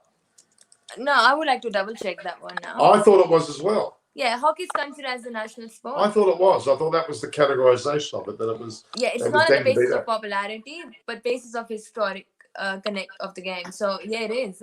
Oh my god! Cricket and hockey, surely. Cricket's your national game, isn't it? Cricket by popularity, but by history, hockey is excellent. Hockey is a national game. That's field hockey, not ice hockey, of course. Field hockey is. Yeah, that'd be Canada, Norman. Exactly. I wonder if anyone plays ice hockey in India. Probably not. Maybe in the Himalayas up the north. Do you reckon there might be a couple of barriers to that in India? Big yellow thing in the sky might help. But if Steve Waugh can go and play cricket up in the Himalayas with the monks, I think field hockey is also possible, but only 3 months a year. So there won't be much practice happening. True. All right. Now, there is a game between Zimbabwe and Bangladesh tomorrow. Where is it, Norman? Which country is it in? You're asking me. I don't know. I have no idea. I doubt very much it's in Zimbabwe. Put it that way. I'm pretty sure it's not in Zimbabwe. Let's have a look. It'll be their winter, won't it? I've been to South Africa. It's the winter time, pretty much. Okay, Zimbabwe versus Bangladesh. It's coming up now. Here we go. Returning Shakib Al-Hussein key as Bangladesh look for a winning formula. So let's look where it's on. It doesn't actually say. I'm not getting anything about where it is. I'm pretty sure it's in Bangladesh. I'm going to have to. Bangladesh tour. Oh, no, actually, it's stated as Bangladesh tour of Zimbabwe. If it's a Bangladesh tour of Zimbabwe, that implies they're touring Zimbabwe, correct? Yeah, yeah. I reckon so, yeah. Okay, but then that'll make it pretty hard for Bangladesh to get back in time to play bloody at the game's on tomorrow. Let's have a look. Yes, it is. It's only one test at Harare in What's Zimbabwe. the weather going to be like in this time out in South Africa? It'd be it's winter. It's winter. That's in the southern hemisphere. I think Zimbabwe's just in the southern. I think it should be summer. No, because South Africa is the same as Australia, it's winter. It's in the southern hemisphere, so I think Zimbabwe still sneaks in the. I'm only thinking, Apani, that it's summer here in England. So South Africa. No. Whereabouts in England are you? Oh, I'm down south. Depends how well you know England, but I'm southeast corner, which is southeast of London. If you went, if a clock face, I'll be at 5 o'clock on the clock face from London, if you like. Is it cold down there? I mean, obviously. West of you is Surrey, is that right? Yeah, I'm in Kent. Yeah, the next county over will be Sussex, actually. Surrey's above to the left. Surrey, yeah. Surrey, sort of London county. Right. And then Hampshire is directly south. No, Hampshire is west, massively west of me. But it's south of London. Southwest of London. Okay. Quite a way southwest of London. Right. London's sort of in the bottom corner to the right of the country. If you look at if you had a sheet of paper, an A4 rectangular sheet of paper, London would be towards the bottom right-hand corner, if you like. It's interesting though, because I've just realised with that tour that Bangladesh are having with Zimbabwe, they're playing a few matches there. They're then playing Australia at home, or I'm not sure this is at home, or are they? In fact, they may be playing in the West Indies. It may be some three-way thing going on. I can't remember now. I'll have to check that. But Australia playing Bangladesh. Geez, it's going to be pretty hard for Bangladesh to get back. It's been a while since England have been out to Zim because of political problems and everything. But the wickets generally out there are pretty good, if I remember rightly. I mean, they used to have a good side. It's not going to turn a great deal, I would guess. Well, certainly I wouldn't be preparing turning wickets if Bangladesh were about to tour.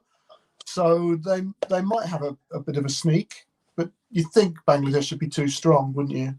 You would have to think so. You would hope so, because it would be pretty dismal if Bangladesh couldn't beat Zimbabwe, considering the state of play between those two countries. In answer to Chandra's question, no, I'm not close to Tilbury. Where's that? Tilbury docks are just east of London. I'm not far from Folkestone, Dover. A lot of people sort of know where they are, their ports.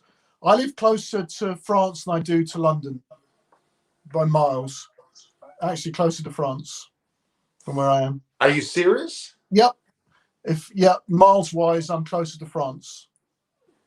Interesting. So yeah, But right. you don't speak French though?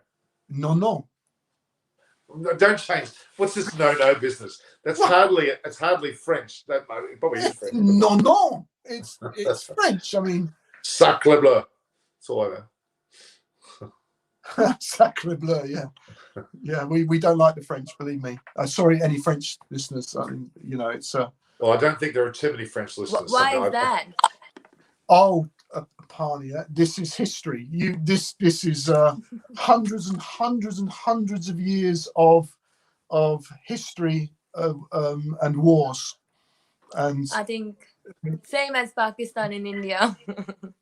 Yes, A bit like that. Yeah, it's a bit like that. Yeah, I'd like to think we're not quite as aggressive to them. Well, we are the aggressive one. Pakistan might be. Sorry, I might get in trouble because of I'm that. sure some of the Pakistani people on there would say, don't you wish the world would bang its bloody heads together and say, for God's sake, guys, we're all of us here are going to be dead in 50 years. I mean, a party might not be, but, we're only here depends on what your religious belief. We're here for a visit, aren't we? For God's sake, these people are blowing themselves up, for God's sake. What is wrong? I know. Couldn't they find a leader? This is going to be controversial, but bear with me. A leader of India, a leader of Pakistan, who could just get together and sit down and say, how can we resolve this? Let's work out what can we do. We must be a way. There must be a way. Well, I'll give you a good example. Harbhajan Singh and Insamam ul Haq are involved in business activities together, and they're both in the Punjab region. They're incredibly good friends. A lot of the Pakistani guys, it's not the players, it's not the people who are directly involved at all, unfortunately. They all get along. I would say not all, as I said, not all Muslims are terrorists, and but all terrorists are Muslims. That's the saying in Pakistan. So that's not the whole country is not terrorists, but mostly terrorists coming from the same land. And there's people in every country who are like that like violence and stuff. But there are people out there who are genuinely, nice people. They have no thoughts of violence and stuff like that. So it's not a country that we're talking about. There's a range of people coming from different land, speaking different languages. But wouldn't it be great if they could resolve it? Wouldn't it be great if someone said, look, let's sort this out. Let's just forget and move forward, because, crikey, life's too short. Life's too short to be fighting. And we've got it all around the world as, going on. Richie Beno. I don't think he had any French ancestry, although his name has a French sounding name. But I don't, like Renaud Beno, no, but I don't think there was anything in the immediate set of years where it was directly from France. Just okay, we have a couple other questions here. Yeah, Manu Shay just said there's no chance of Indian-Pakistan cricket because of the politics. What a shame. What a shame. Oh, it's terrible. I mean, there's nothing more exciting than being at one of those matches. They're great matches. Surely, yeah, it's a shame, because I think Pakistan's a fantastic cricketing nation. Absolutely. They produce some brilliant cricketers over the years. The same as all the countries have, but Pakistan are great to watch. They'll be good here against us in this one-day series. They always bring a good side over. They're just great to watch, and they play well. I like Pakistan as a cricketing country. I think they've got a great pride, and it's great to see. I love cricket played with its heart on its sleeve, Well, any coach that's gone there, like Jeff Lawson, there's been a few coaches who've gone to Pakistan. They've all raved about their times in Pakistan, to be honest with you. So Pakistan, let's not talk about Pakistan on a political way, but cricket. No, we're talking cricket. We're talking cricket. Just on cricket. Yeah, but I don't understand the politics. Level, okay, let's go right off. I need to wrap it up. Let's go to Steve Smith. Wrap it up. On a political level, we're not going to talk, but yeah. No, it's another story. There is terrorism in every country, so let's not get there. And I just want to see more of cricket of India and Pakistan. Okay, I'm going to answer the question on screen. Steve Smith, absolutely. I would prioritise Ashes over the 2020 World Cup anytime. It's the most important thing in cricket to an Aussie or to an Englishman. I think you cannot explain the importance of the Ashes. People outside of it probably don't understand. This is embedded in our culture going back, well, certainly the 1934 Bodyline series, but even before then, this is ingrained. And I love the Aussies. I love them. We've been playing cricket with the Aussies over here as our overseas players. I love it. The banter is brilliant. But when you get on this field, they love their cricket. Us English love their cricket. And the Ashes is everything. You can't explain it to people who don't understand it. It is everything, the Ashes. And the reality is it's going to be a very, very, very close series. I don't think it's by any means anyone's at this point. No, you got that one wrong, Norman. You get a lot of things wrong, and you've got that one wrong. The Aussies will win. Hang on. I said the entire summer that India would win, and I was right. People were saying Australia. I had one of my early broadcasts, and Aparna was there. Deep Dasgupta, Pragyan Ojha, and Bori Majid. I was going India, and they go, Norman, are you serious? Australia's going to smash India. And they were wrong. So be careful there. Hold on. You predicted the India-England Test series was going to be 7-0. That was because that's Adam Hollyoak's take on it. Adam Hollyoak needs to clean his ears. You said 7-0. Adam Hollyoak. I predicted Ryan All Sharma right, would thank score a God big I'm in the scoring middle. did. Stop it, guys. I'm the referee. All right. Now, We'll talk Steve when Smith, the Ashes comes. Steve Smith, I'm sorry, I'm not happy with Steve Smith. Okay, he's prioritising Test cricket, I get that. But he's doing it because he thinks he's going to become captain. And we've already discussed that. He's not. Yes, he is. You're wrong on that one as well, Norman. No. Yeah. No. All right.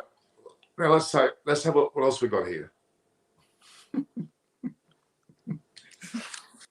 Our Kiwi-Aussie relations similar to Indian-Pakistan. No. When it comes to some sports, a little sporting bit. rivalry only. It's just sporting rivalry. The Aussies love the Kiwis. And the Kiwis love the Aussies. It's they do. Rivalry. Except in rugby. That's not rugby true completely. They're great. I love the Kiwis. They're fantastic. I've never met a Kiwi who's not a good guy. But when it comes to the Bledisloe Cup, though, we get a bit narky about that, don't we? Well, yeah, but it's sporting rivalry, isn't it? I mean, you're not going to... If you were sat in a bar and there was a Kiwi and Aussies, they're not going to get up and start bashing the hell out of each other because they hate each other, are they? They're going to have a beer together. That's true. And You're right. Look at Williamson. Williamson's an amazing guy. Now, this is a good question. Best player in the world, Kane Williamson. I know a partner won't agree. He's the best player in the world. Absolutely brilliant. Absolutely.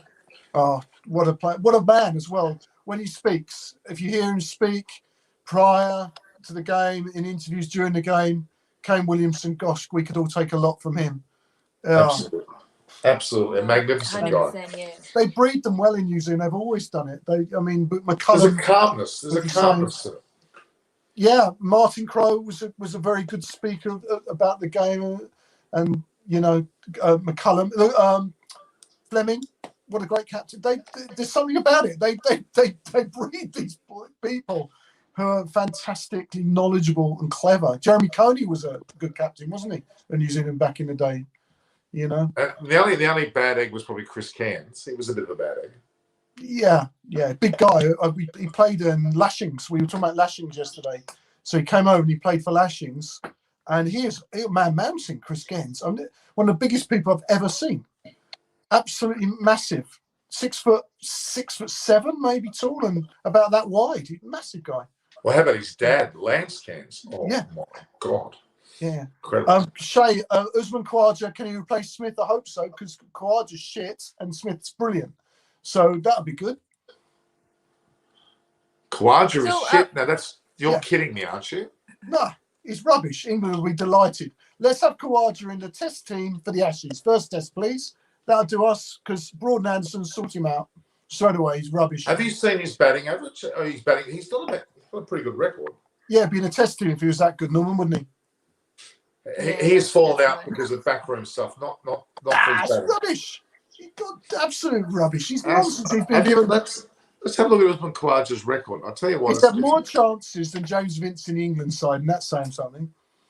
But he's also scored more runs than most. While Norman's looking that up, Aparna, sorry. India have got a problem with their balance, haven't they, for the coming Test series? How are you going to balance their side? Because I know they're going to go in with two spinners, but they shouldn't do. They're going to get that wrong. And without Hardik Pandya, I know Gil made a good point. Pandya's the guy who balances that side, and that gives you your extra seamer and your all-rounder. Without that, how are they going to balance their team? I haven't heard anything about. I think they're struggling for now for the openers after Shubman Gill's injury. Who's going to queue up? Who's going to queue up to open the batting against Broad and Anderson at Trent Bridge? That's going to be tough. I promise you that will be tough. Thank God Pujara's there. No. I would agree with that to an extent. Yeah. What's your call, Norman? I was just going to talk about Khawaja for a minute. But Khawaja, He played 44.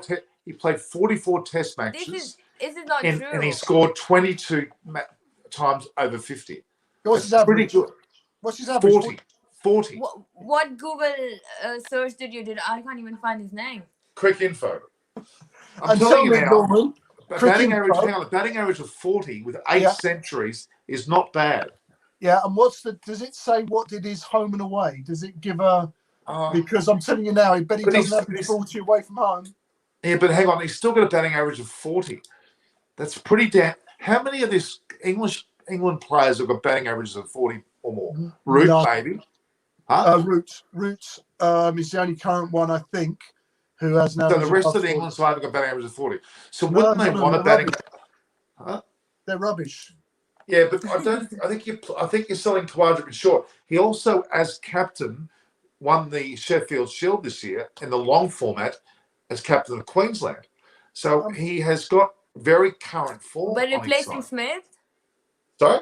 Yeah, he can replace. But is he going to replace Smith? I mean, that's far off. I'll tell you what, he'd be a better bloody captain than Steve Smith was. He wouldn't have let that sandpaper gate thing happen. Yeah, right. That's another controversial comment. They all let it happen, and we talked about this yesterday. They all knew. None of them stopped it. None of them stopped it going on. None of them came out and said, we're not happy, stop it. They all knew. I've been in dressing rooms all my life, and there's no way, and we said this yesterday, that the whole team did not know what was going on. They all knew. They deny it. Of course they deny it because they get banned if they say they knew what was going on. You wait 20 years' time when the books are written. Whether they all knew or not, as captain, they shouldn't have let that happen. And the stupidity of the way that it happened. It was pretty. He allowed. Anyway, the reality is that Usman Khawaja averaged more than 40 for both Test and ODIs. His first-class record was also 42. He scored a bucket load of centuries, and he's worthy of being a captain. It's like captaining a county team to win a county competition. That's pretty good form. When was Australia's last Test? I can't. When? Well, they played. Well, that was India against India. Okay, and was he in the side? No, he should have been. Yeah. They lost the match. Yeah, it was actually at his home ground. It was at the Gabba, which is his new home ground. 35 years of record was broken. Yeah, absolutely. He should have been in that side. I'm telling you now. Oh, he's not good enough, is he? That's why he wasn't in the side. No, he was not picked because he disagrees with Langer, or at least the coaching of the likes of Leeming, and there were some problems there, I believe. Anyway, the reality it was nothing like that. It was simple as that. India was better, and of course, no, they deserved to win. India were fantastic. Yeah, thank God Cody went home. Otherwise, India would have got stuffed on that too, wouldn't they? Got rid of Cody, who the team I think he was the bad luck. Well, I mean, Cody goes home. They just got absolutely massacred. The team don't like him particularly. Rahane, this is the comment. We're actually not fighting. We're not fighting at all. This is not friendly banter. We're having a good discussion here. It's silly for you to think. For God's sake, we're banter. I call this banter. Oh my God! Exactly. Rahane should be captain of that side. By the way. Well, that's not going to happen. Okay, Care Bears here. Does India have any chance to win the Sri Lanka? They certainly do. I'm expecting India to win the entire series, as did England. England lost one match, but I think England went over in Sri Lanka. Yeah. Or did we lose a match? No, I think we won. No, I'm talking about the recent series. No, we would have won 6-0. Where's the party? It was. Sorry, it was. Did she say goodbye or did she not say? No, she didn't say. No, she's come back. Sorry, Norman. We stuffed them 5-0, and the last game was rained off, and we would have been chasing 160. There was 160 out. It would have been 6-0 whitewash. I can't see Sri Lanka winning anything against. No, but different conditions. At least they're playing at home. They'll be able to have some slow, spinny wickets, which obviously India will like as well. But that'll suit their bowling better. Here they didn't get spinny wickets. That's for sure. Yeah, I mean, we've got a message here. What's this? This is from private chat. My phone is like, her phone was just off. Her phone must have had a battery issue with the phone. Okay, sometimes if you forget to put your phone on charge, I've got my phone on permanent charge. But look, the reality is that let's go through Australia West Indies predictions. That's a good one. What do you think of that series? Australia they haven't got their best side there. It's a one-day series, yeah, or a test series. It's both one day and T20. There's no tests. Okay, well, yeah, because West Indies are dreadful in Test cricket at the moment. They just got murdered by South Africa, and South Africa are not great. But the West Indies played South Africa, and they played pretty well in the short film there. South Africa won both the one day and the 2020 series. But West Indies won games in those series, though. They didn't lose. Yeah, the West Indies over 50s won 2 of the 2020s, lost 3-2. So are you saying that Australia will win that? Yeah. Yeah, no, Okay. Australia win that. They've got Mitchell Marsh's back in the fray because a lot of players are out.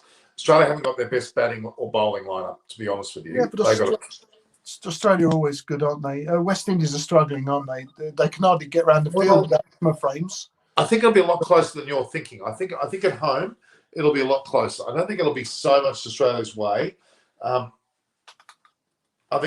still reckon Aaron Finch should be the next Test captain post Tim Payne, with Jason Sangha being after that, and good old Steve should just score plenty of. Wouldn't he be happy enough if Steve had scored truckloads of centuries and wasn't captain? We wouldn't be unhappy. We'd be happy for him to be just batting. We'd like him to get in this Test series against. If there's going to be a difference between Australia and England in the Test series in Australia and the Ashes, it'll be Steve Smith. And to an extent, Labuschagne. That'll be the difference. Those two are the key batters for our side. Otherwise, we've got Warner, who knows what's happening with him at the moment. He's been out of touch for quite a while, to be honest with you, even though he does well at home. It's going to be an interesting series. I hope Zach Crawley plays well, and I hope he gets a Guernsey. I'd like to see Dawood Milan play in Australia as well. Honestly, I think... Norman, that's a really interesting question. Just 5 or 6 up from just come in from Sumanath Shastri. Can you see? It's got the 2 red hands on it. I don't know if you can see that or not. This one? Yeah, that one. What a very interesting question. And complete rubbish. Read it out. It says New Zealand's success key in the Test cricket is usage of more software analysis. What do I think? I don't know what they use as software analysis, but I'm telling you that's got to be complete tripe, because all the Test teams use all this software analysis these days. England use it massively. They have an analyst there as part of the setup. You see the players go off the field and they're looking at the computer screens. They're analysing what they've done. No, the reason New Zealand's success is they used the least number of players in the last 5 years in Test cricket than any other side by quite a long way. I think they only used 38 players in the last 5 years, or in the last cycle of something. It was the least. They've kept faith with their cricketers, even when they have slight dips, probably because they haven't got as wide a pool to choose from. Their media is less harsh on them, and they back what they've got. And when they get they've got more depth than you think. They've actually got a full-on New Zealand A side. Yeah, I'm sure. Yeah, that wasn't meant to be rude. They've only 5 million people on the country, haven't they? Exactly, less than that probably. And cricket isn't their first sport. Rugby, they're a rugby playing nation.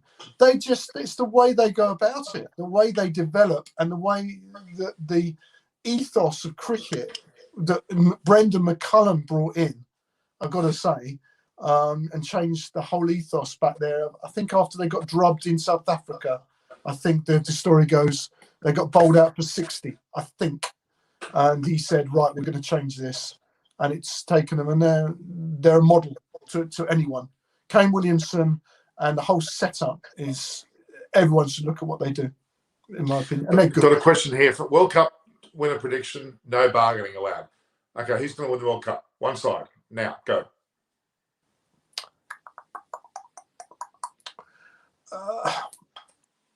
I'm going to slightly change that. I think India or Pakistan will win it. I think certainly India, with potentially England, Pakistan, West Indies snapping at the heels. But I think India. I really do. I think they've got the T20 they've got the nous, and they're going to just to play the full-on 30-odd games of IPL. Before that, they're going to be raring to go. UAE's 2 foot away from India. Or a bit tired. Well, the IPL finishes 2 days before it starts. I think I'm right in saying 2 days. Yeah, but they're going to be up. They're going to be so up. It's the best preparation. Let's be honest. It is the best. I think you'll be interested to see how Pakistan go. If you watch some of the cricket over here, I think they've got players who have been maturing. Shaheen Afridi, the quick left armer. Shaheen Afridi, isn't it? Yeah. He's good. Barbara Azam's good. Rizwan's good. They've got some proper players. I think they go well. But India are actually playing in the UAE leading up to it. I mean, you can't get better preparation than playing literally on the surfaces. I mean, that's pretty much. Yeah, and I mean, a load of the England boys will be there playing as well, won't they? I mean, they will. The 2020 side will be out there as well. True. Yeah, actually, there are quite a few players that are not playing though. Okay. I don't know who's going over for it. Yeah. Good. It's good to have you on, Aparna. India. India, of course. India going to win the World 320. Well, I can't bring in the Harbour Bridge Opera House. England or sorry? I was going to jokingly say Harbour Bridge Opera House scenario. I won't bring that in. And Australian cricket team is also should be included in the 7 wonders of the world. I doubt that. Did you see that video, Richard? Did you see that video? No. Well, tell me which one. There was a video that we both did, partner and I did for ABP News, which is a 27 million platform. And I joked about how Australia was going to beat India. And I said, we've got the Harbour Bridge Opera House. You've only got the Taj Mahal. And then I said, and then she said, which one's the 7 wonders of the world? They aren't. But I said, we've got a team that's 11 7 wonders of the world. They've only got 1 in Kohli. And we banded about that. It was really funny. Have you not seen it? I'll send you that video. Okay. On YouTube channel so many times after Australia lost the 3 format India Tour of Australia. So that is the funniest bit because Norman, forget about Australian team getting included in the 7 wonders of the world after that one for this 100 years. But you don't realise how brilliant that was, Richard. Aparna went into that conversation completely not prepared and didn't know what I was going to throw at her. And I threw all the stuff at her. And she came out with an absolute clanger back at me and absolutely floored me. Had me on the floor. It was amazing. It was quite incredible. The Indian cricket team that just got stuffed by New Zealand wouldn't be the 7 wonders of the world, though, would they, partner? Well, that Mace is probably one of the wonders now. Yeah. We were talking about it yesterday. What brilliant preparation New Zealand did. Everything they did was right. They got it spot on, didn't they? New Zealand. Well, okay.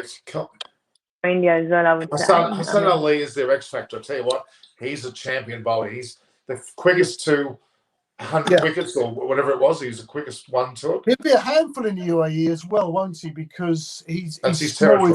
And he's not very tall. I'm thinking of the right guy, aren't I? He'll get it to skid a little bit on those slower wickets. He'll still get a bit of pace off it, I think. That's where Pakistan. That's their home ground. It has been their home ground for some time. Yeah. Can you imagine an India-Pakistan T20 World Cup final? That'd be amazing. That's possible. I haven't seen how are they doing the format? Is it going to be in groups to start with the World Cup? Is that how they're going to do it? Like a round-robin group?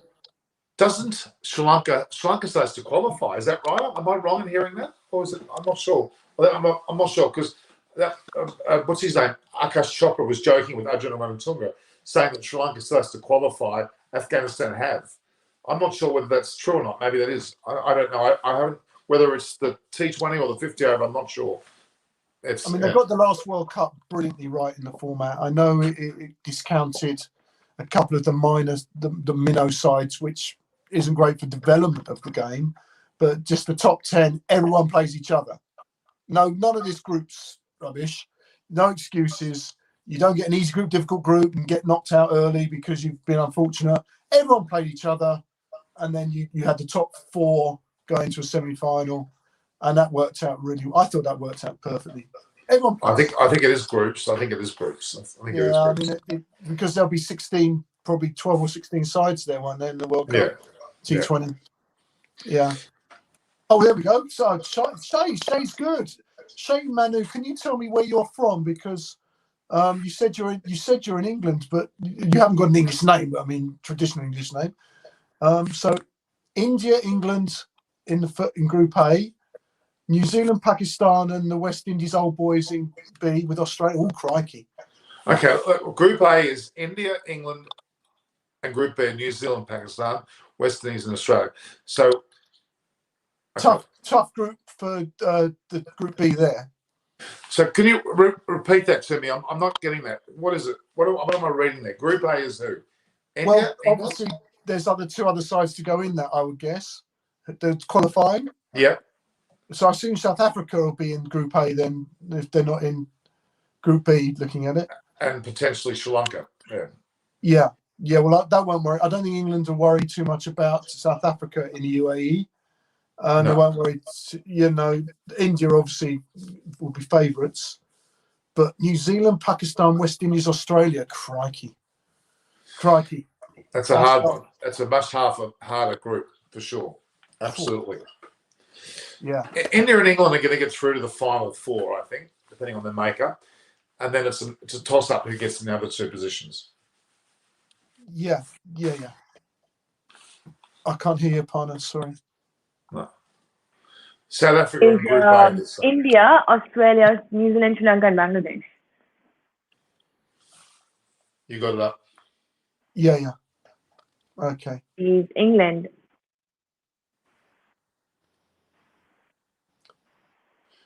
Okay, it's going to be.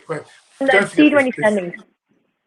So even before we get that, we've got 6 series in July. We've got a Test series between England and India before that. We've also got an IPL, 31 games of IPL before we even get to the World Cup.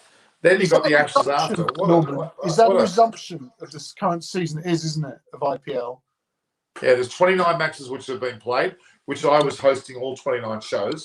I'll never forget it. I was buggered after that. I was on extra time doing that. So this time around, it'll be 31 more, but I'll be doing it on my platform rather than that. So it's great. Superb, guys. So there's a question about this upcoming ambidextrous spinner from Australia. I thought the player was in India. I didn't even know he was in Australia. I've seen very little of this kid. Apparently, he is a subcontinent background kid. I've seen it. Yeah, and I think was he originally in other country? I don't know how he's ended up in Australia. I'm not sure, but it's quite incredible. It's quite scary. It's freakish, really. There's quite a few players that can do that, actually. I think Glenn Maxwell can bowl both hands as well, all I know of it. And you've talked about your son, Chris. What was he? Did you hear this apart? Chris, who plays at very good level of cricket. Tell a story, just to Parler again. Well, it's not really much. He's a right-hander by trade, if you like. He does everything right-handed. He writes, and what you call right-handed, but he bats left-handed. He plays golf left-handed as well, Norman, to be fair. Purely because he copied me when he was 3 years old. When he first picked up a cricket bat, he used to come and watch me play, and I'm a left-hander. And so the kids do that. Kids copy their parents because, unfortunately, parents are their heroes when they're that age. And he bats left-handed purely because he copied me when he was 3. And what it means is, this is boring for people who heard this yesterday. What it means is his strong arm is his top hand on the bat, whereas my strong arm is my left hand. It's on the bottom of the bat, so you tend to slog it with the all bottom hand. You heard the expression; it's all bottom hand. Whereas Chris's strength is his top hand, so it means he's much more fluent with the driving, and he hits a lot of balls straight down the ground and through the covers because of that. Because that's where his strength is. Because he's top hand. Not against this CG11, he didn't. He hit very few balls straight up the ground. Here we go. Now. He got 100, didn't he? Against you. No, he didn't. Not against us. No way. Is that what he told you? And he got wickets as well. Did he get you out, Norman? I know because he bowls pretty well. Have you seen him bowl? we got the so-called IPL guy that was playing for the second ball court. It's pretty embarrassing for him. He thought he was a good chap. He was quite I don't remember his name. So Tanveer Sangha is not Jason Sanga's brother. He's another person who lives in Sydney, who's a pretty good bowler, and I think he can bat. But Jason Sanga's more. Tanveer Sangha's actually with the Australian squad over in West Indies. But yeah, he may not get much of a go. Yeah. So two players who I heard aren't ranked. One is from Sri Lanka, Kamindu Mendes, yes. Another is from Pakistan, fast bowler training. Yeah, that's what I think. I think that is the case. That there's one in Sri Lanka definitely, and there's one in he's actually from Pakistan, but he's in Australia. He's not playing. He's not an Australian at this point, unless he wants to stay. So you would have to declare your action to the umpire. You can't just run in and bowl with whatever arm you like. But you can change every delivery, though. I think the laws would say you can change every delivery, but you have to declare it to the umpire in advance, and the umpire then will tell the batsman what the bowling action is. Yeah. You can't literally a partner just run in and one ball bowl with your left arm, next ball run in, hide it, and bowl with your right arm. That would be called a no ball. It's intriguing though. It's very intriguing. Sri Lankan player. Which one was? Can't remember. He's not a Kamindu Mendes. He's not playing for Sri Lanka. He's not playing for Sri Lanka. No, it's a popular surname, Mendes, in Sri Lanka, I think. Yeah. It's a popular surname. Mendes is like Smith in Sri Lanka. Yeah. Absolutely. So, okay, that's a good question. Some people want India and Pakistan in the same group. Will it happen? Well, it doesn't look like it is. They're in different groups, aren't they? Yeah, but that's only by the draw. They can't. It would be unfair if they just keep them apart because of other things outside the sport. No, they haven't. I'm sure they haven't. I'm sure they haven't either. That would be wrong. But the reality is, there's a very, very, very good chance that India could play Pakistan in the final. There's a very good chance. It'd be great for world cricket. Big thing. Imagine the atmosphere. Aparna's mumbling now. Aparna's mumbling something. What were you mumbling? Fat chance? Is that what you said? No, that would be the most watched news or cricket news after a pandemic. That would be huge. It would be great to see. That it would be so much emotion on that game. Wow. It'll be great. It'll be great for a spectacle, wouldn't it? It'd be great for cricket. You know, I think it'd be fantastic. The passion would be fantastic. I remember going to a game in Dubai. It was Australia versus Pakistan. It was the most exciting ground. It was a lovely stadium, but it was surrounded by sand. Right up to the surprise, Norman. Well, it is a bit. I think they at least put a concrete track somewhere to walk around. It was sand all the way up to the venue. You had to basically, get a sand buggy to leave the ground. It was crazy. But the ground was amazing. It was in the middle of nowhere too. Oh, it was incredible. I had to get this bus, this horrible bus. And I thought, I'm not catching that, but I ended up having to catch this horrible bus. It was an experience. I say that was. So the Euros, when's the Euros on again? The soccer? The guy, Mansai Singh? Yeah. I mean, crikey, is he asking a stupid question or what? Sorry, I insult. Yeah, but of course we are, yeah. I mean, let's face it, that is a national obsession in the UK. The whole of our press, the television is all about the football at the moment. The fact that England have got a very good chance of making a final, crikey, that's not done very often in any sport for us. But when are the games? There's one coming tonight, up. Italy plays Spain tonight at Wembley. Tonight? Yep. And tomorrow night, England play Denmark in Wembley. And England have got a good side at the moment. They're playing some pretty good football, I've got to be honest. And, this is a big thing in our country. I mean, it's news headlines. It's pretty much every day. It's the top of the news agenda, not on sport channels. This is the main news agenda is the football team at the moment. So yes. Is it ticketed? Are the events ticketed? Can you go and watch the games live? No, it'll be all ticket. You have to apply. They've relaxed the COVID restrictions for it. There are 60,000 going to be in Wembley tomorrow night for the England game. 6,000. 60. 60. Against Germany last week, there were 40,000. And then, I mean, can you Which imagine? included people like Rishabh Pant, he was there. Yeah. And then they're going to have no restrictions for the final. So there could be 100,000 in Wembley. And if England are there, that will be one hell of an atmosphere. Okay, so let's assume England beat Denmark. And you'll play who? Either Italy or Spain in the final. I know that. Oh, Italy. Give me a team. Italy. Spain have been lucky to get this far. They've not played that well. But is Ronaldo playing for Spain? No, Ronaldo's Portuguese. Portugal, that's right, yeah. Is Messi out. playing? No, Messi's Argentina, isn't he? So yeah, come on, Norman, get to grips. This is a cricket I'm just thinking out loud. Why? Who are the big names in the Italian or the Spanish sides? Oh, God knows. Who cares? England are going to win it. It's coming home. Football's coming home. I've heard that before. The song. I've heard that before. Song that we sing.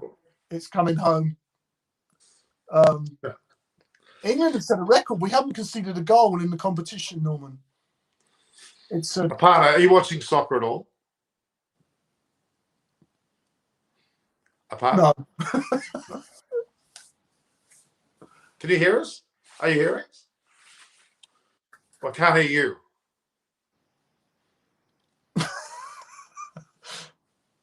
You put on that other microphone a minute ago, didn't you? Now you lost that other. That's better. So, speak. Yeah, can you hear me? Yes. I think you guys were speaking so much. Something happened. It automatically got permanently damaged because it's like what's wrong? I haven't used it for a while. I was thinking I should do testing. Hello, mic testing. No, we couldn't hear you. If you were. No, before you could hear me because I was mute. Okay. Manually. Because you guys were scared. Anyway, glad you guys can hear me. Yes, we can. So what was your question? Sorry, Norman. Now, are you following the soccer at all, the football? I'm not a great fan of it. I mean, I don't want to have any personal views on that because it's coming home, isn't it? It's coming home. That's England versus Denmark, Italy versus Spain. It's coming home, Norman. It's coming home then. Yes. Thank you. Well, have you heard the song? Have you heard the song? Do you know I'm happy if England come. I'm happy if England win. Yeah. There's a Barmy Army soccer now, isn't there? There's a Barmy Army for soccer. It's a cricket thing, isn't it? It's cricket. All right, okay. I wasn't sure. They're great for cricket, aren't they, the Barmy Army? They go around fantastic. They promote. They're brilliant. I mean, the travelling abroad, it's kept cricket alive in quite a lot of countries by that travelling support that they take. All right, guys. You know what? We've been on for 2 hours, so we've done a great job. Are you guys anything like? Because I'm looking at the questions. We'll let people ask any more last questions. We're getting into soccer a bit more than I would like. Italy can be an obstacle for England, yes. And of course, any side who gets into the final are going to be tough. No two teams, again, the final are going to be easy. You've got to remember that Italy will be playing in front. If England get there, they'll be playing at home in front of 100,000 people.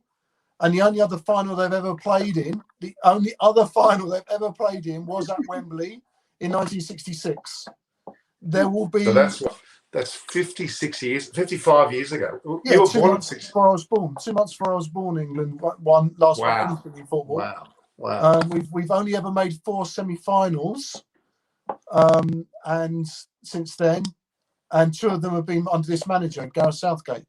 He's a national hero. But of course, when you say it wasn't a World Cup, though, this is a European Championship. Yeah, it wasn't a World Cup. We won the World Cup in '66. Well, Norman, it's coming home, all right? It's coming home. Football's coming home. Big song. It's a brilliant song. It's a great song. All right. Top of the charts.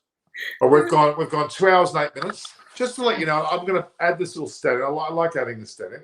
The stat that I've got here. I've had 591 videos now completed. 413 have been recorded, and this is the 178th live video. Wow. And the best looking one. And that's in 6 months. 6 months. I would agree with that. What is that? The best looking one. Because Norman is the constant one. Yeah, I'm on every one of them. Let's face it, Norman makes us look better, doesn't he? Aparna, Can you? That's why he's a great host. Aparna, during this weekend, I want you to have one purely on your platform, and we'll get a whole lot of guests on yours. Okay? That you steer the whole ship. Can you do that, please? For sure. We'll get Richard. We'll get a whole heap of people on it. Okay, we'll make it a blockbuster. I'm gonna run it. I think it would be. Nah, just jokes apart. No, of course. I want it to be. The question from AP Gunner, he says it's coming home, but the so-called home has only won it once since 1966. Irony. He's right, of course, but the song was written in 1990s about 30 years of pain. It's a song about we haven't won it for 30 years. This was in the 90s, and the song is all about it, about the winning in 66, and we hadn't got anywhere close by that time, and we needed to come back home to England. That was what the song was written, and it's an anthem now in this country. You'll hear it if you watch any of the football. You'll hear them sing it everywhere. It's a brilliant song. Oh, it's great. What is this question's interesting though, Richard? I want to look at this question. It is a good question. Having a full crowd at the matches, is it safe? Because it's been a spike in England, hasn't there, recently? And are those 100,000 people going to be all vaccinated before they walk in the door? Yeah, they have to do a COVID test 48 hours before. They then have to show the result of that to get into the ground on their phone. It'll be on the phone. And then I think they have to take a test within 48 hours after they leave and send it in, so they can monitor how the crowds are spiking, whether it's being transmitted when you're outdoors within a crowd. The general feeling at the moment is that general transmission is from indoors. When an outdoors, it's a lot less of a chance of transmitting it. That's true. However, we've got massive vaccination now in the country. And as of the 19th of July, all COVID restrictions are being lifted. Masks will not be mandatory. Everybody will be open. You won't have to prove anything to get into any venue. That's not because it's gone away. It's because, and there is a spike, it's going up again. But because we've got 75% of the population have had a vaccination. Wow. And we're about 5%, aren't we, partner? Well, India is doing good for vaccination as well. India's done 8 million. That was a record. 8 million vaccinations all over India in one single day. Yeah. Wow. Yeah, we've got about 50%. Don't quote me on that. Maybe 40% who have had double vaccinations now, including myself. I've had 2 vaccinations. And what did you have? What was the type of vaccination you had? I had the Oxford AstraZeneca one, the one that's caused the because they said it's not safe, but that's complete nonsense. Yeah, that's just I would say that's myth. That's a very. It was the French. It was the French who banned it because they said it wasn't safe, and now they've had to backtrack, and now they're asking us to send our vaccines to them because they haven't got enough. Or European Union want them, having banned it. It's politics. It's always politics. But in Australia, so many people have got vaccine, and it hasn't come through more than 1%. If 0.1% actually cases of blood clot from people getting vaccinated from that. So it's obviously see the numbers. You've got to think it's Pfizer because it's only 3 weeks between them, whereas AstraZeneca is 3 months. It's not available, Norman. Very Pfizer is. No, the production is very slow for that one. Yeah, true. I've got myself booked in for Pfizer. So Shay Manu's talking absolute shit on the, excuse my language, the vaccines do work on the Delta variant. He's talking absolute nonsense. You can't put that rubbish up on the screen. They've absolutely proved that the vaccines are equally effective against all variants that there are in the world at the moment. Although I want to know who the 3 England players are that have it and the 4 management. They should be telling us. They shouldn't be just saying 3 have got it. They need to be honest and say these are the 3 people that have got it. Honestly, yeah, it'd be interesting to know how they've got it. It's a shame that they can't vaccinate the sporting people. That it's politics again. Why is that? Because if you start vaccinating let me say, Virat Kohli. Virat Kohli's 30 years old. He gets a vaccine in front of your 60-year-old grandmother, who was pushed one place down because they wanted to give it to Virat Kohli, and then she gets COVID and she gets very ill and might die. All the press coming out and saying these are given preferential treatment, so they've had to take their turn in the age order of age. Yeah, but if you're representing a country and you're sportsman, I agree. I mean, it's just one more number. I mean, we're talking politics. Yeah, I know. Yeah, I think it's, look, just get everybody vaccinated. That's it. Then I don't care who gets it. Let's get them all vaccinated. We should be all vaccinated before the end of this year. The whole world should be vaccinated before the end of this year. And we can stop this lockdown. We can travel. We can do everything back to normal with COVID tests, a COVID passport.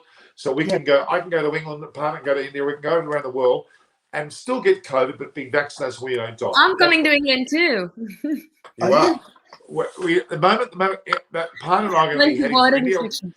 Hopefully, we get to see some cricket there before too long. You're coming with a partner, are you, Norman? You're a lucky man. Well, we're coming separately. Oh, it's an entourage. It's an entourage of people. You're saying on this. We're not coming on the same plane. Put it that way. That's I think we will take go to the same seats plane. on the plane. There isn't room when Norman's on it. Well, no. Well, even if accidentally that might have happened, if you like, put me in the back. Well, are you suggesting me being the front might make it lopsided that the plane might I was assuming, Norman, you being the host. So I was giving you that privilege to say you're in the front. I don't let you sit in the front or the back, Norman. You have to sit in the middle of the plane, don't you? Otherwise, but by most descriptions, I was sitting here on the plane, it's going to plonk. No. All right, guys. Thank you. We've had a fantastic session, guys. It's been great. Thanks, Aparna. Thanks, Richard. I really appreciate it. We've had Phil on as well. We've had Munchie. Thank you, Aparna. There's a few other people that want to come. Thanks, guys. I really appreciate it. It's been wonderful. But Aparna, your turn to host on your platform. Organise it, okay? And we'll get people on yours. All right? Thank you, Norman. All right. What we need to do, Norman, is next time we need to answer more questions. It's all well and good me and you bleating on and poor Aparna sitting there not having not getting. We answered quite a few. But we're terrible, aren't we? We chat too much complete nonsense. Yeah. That's right. Okay, last question. Do you remember who the 11 players were in the 1966 side? No, I can name a few of them. No, I couldn't. Who was one of the main players? Well, Jeff Hurst. Jeff Hurst scored a hat-trick. Scored the other goal. Bobby Moore, Nobby Stiles scored. Bobby Moore was the name I heard. Bobby Moore, I remember. He was the captain. Jeff Hurst scored a hat-trick, including the famous last goal. You must have seen the last goal, Aparna. He runs and the commentator says, "Some people are on the pitch. They think it's all over. It is now." As he hits the ball into the net. It's the iconic bit of commentary in our country. It's played all the time. Yeah. They think it's all over. It is now. All right. Thank you very much, guys. We'll talk soon again. Okay. Yeah. Thank you. Thanks ever so much, Norman. Ciao. Namaste. Thank you. Namaste. Ciao. That's wonderful. I've got some lovely people there. Aparna Saini, Richard Vernon, aka Banster Boy. We had Munchie, who's Marcus Lawrence. We had Gurkharat Singh Gill. Gill has his own problem. Gillies cricket. All great people to have on the show. I'm very proud to have them on. We've gone some 2 hours and 80 minutes. We've answered most questions. So it's, again, thank you from me on Eyes on Cricket. Eyes on Cricket. Eyes on Cricket. Eyes on Cricket. Eyes on Cricket. Okay, so Eyes on Cricket with Norman Kostek. There's my Instagram and my Twitter handles. Please don't forget to subscribe. Please, it's annoying me that 10% only subscribe and the rest watch and don't subscribe. And make sure you view, like, and share. Share through your WhatsApp, through your Facebook Messenger, through other platforms. Doesn't matter what. And then stay tuned and we'll get you on the show. So Norman Kostek saying goodbye. All the best, guys.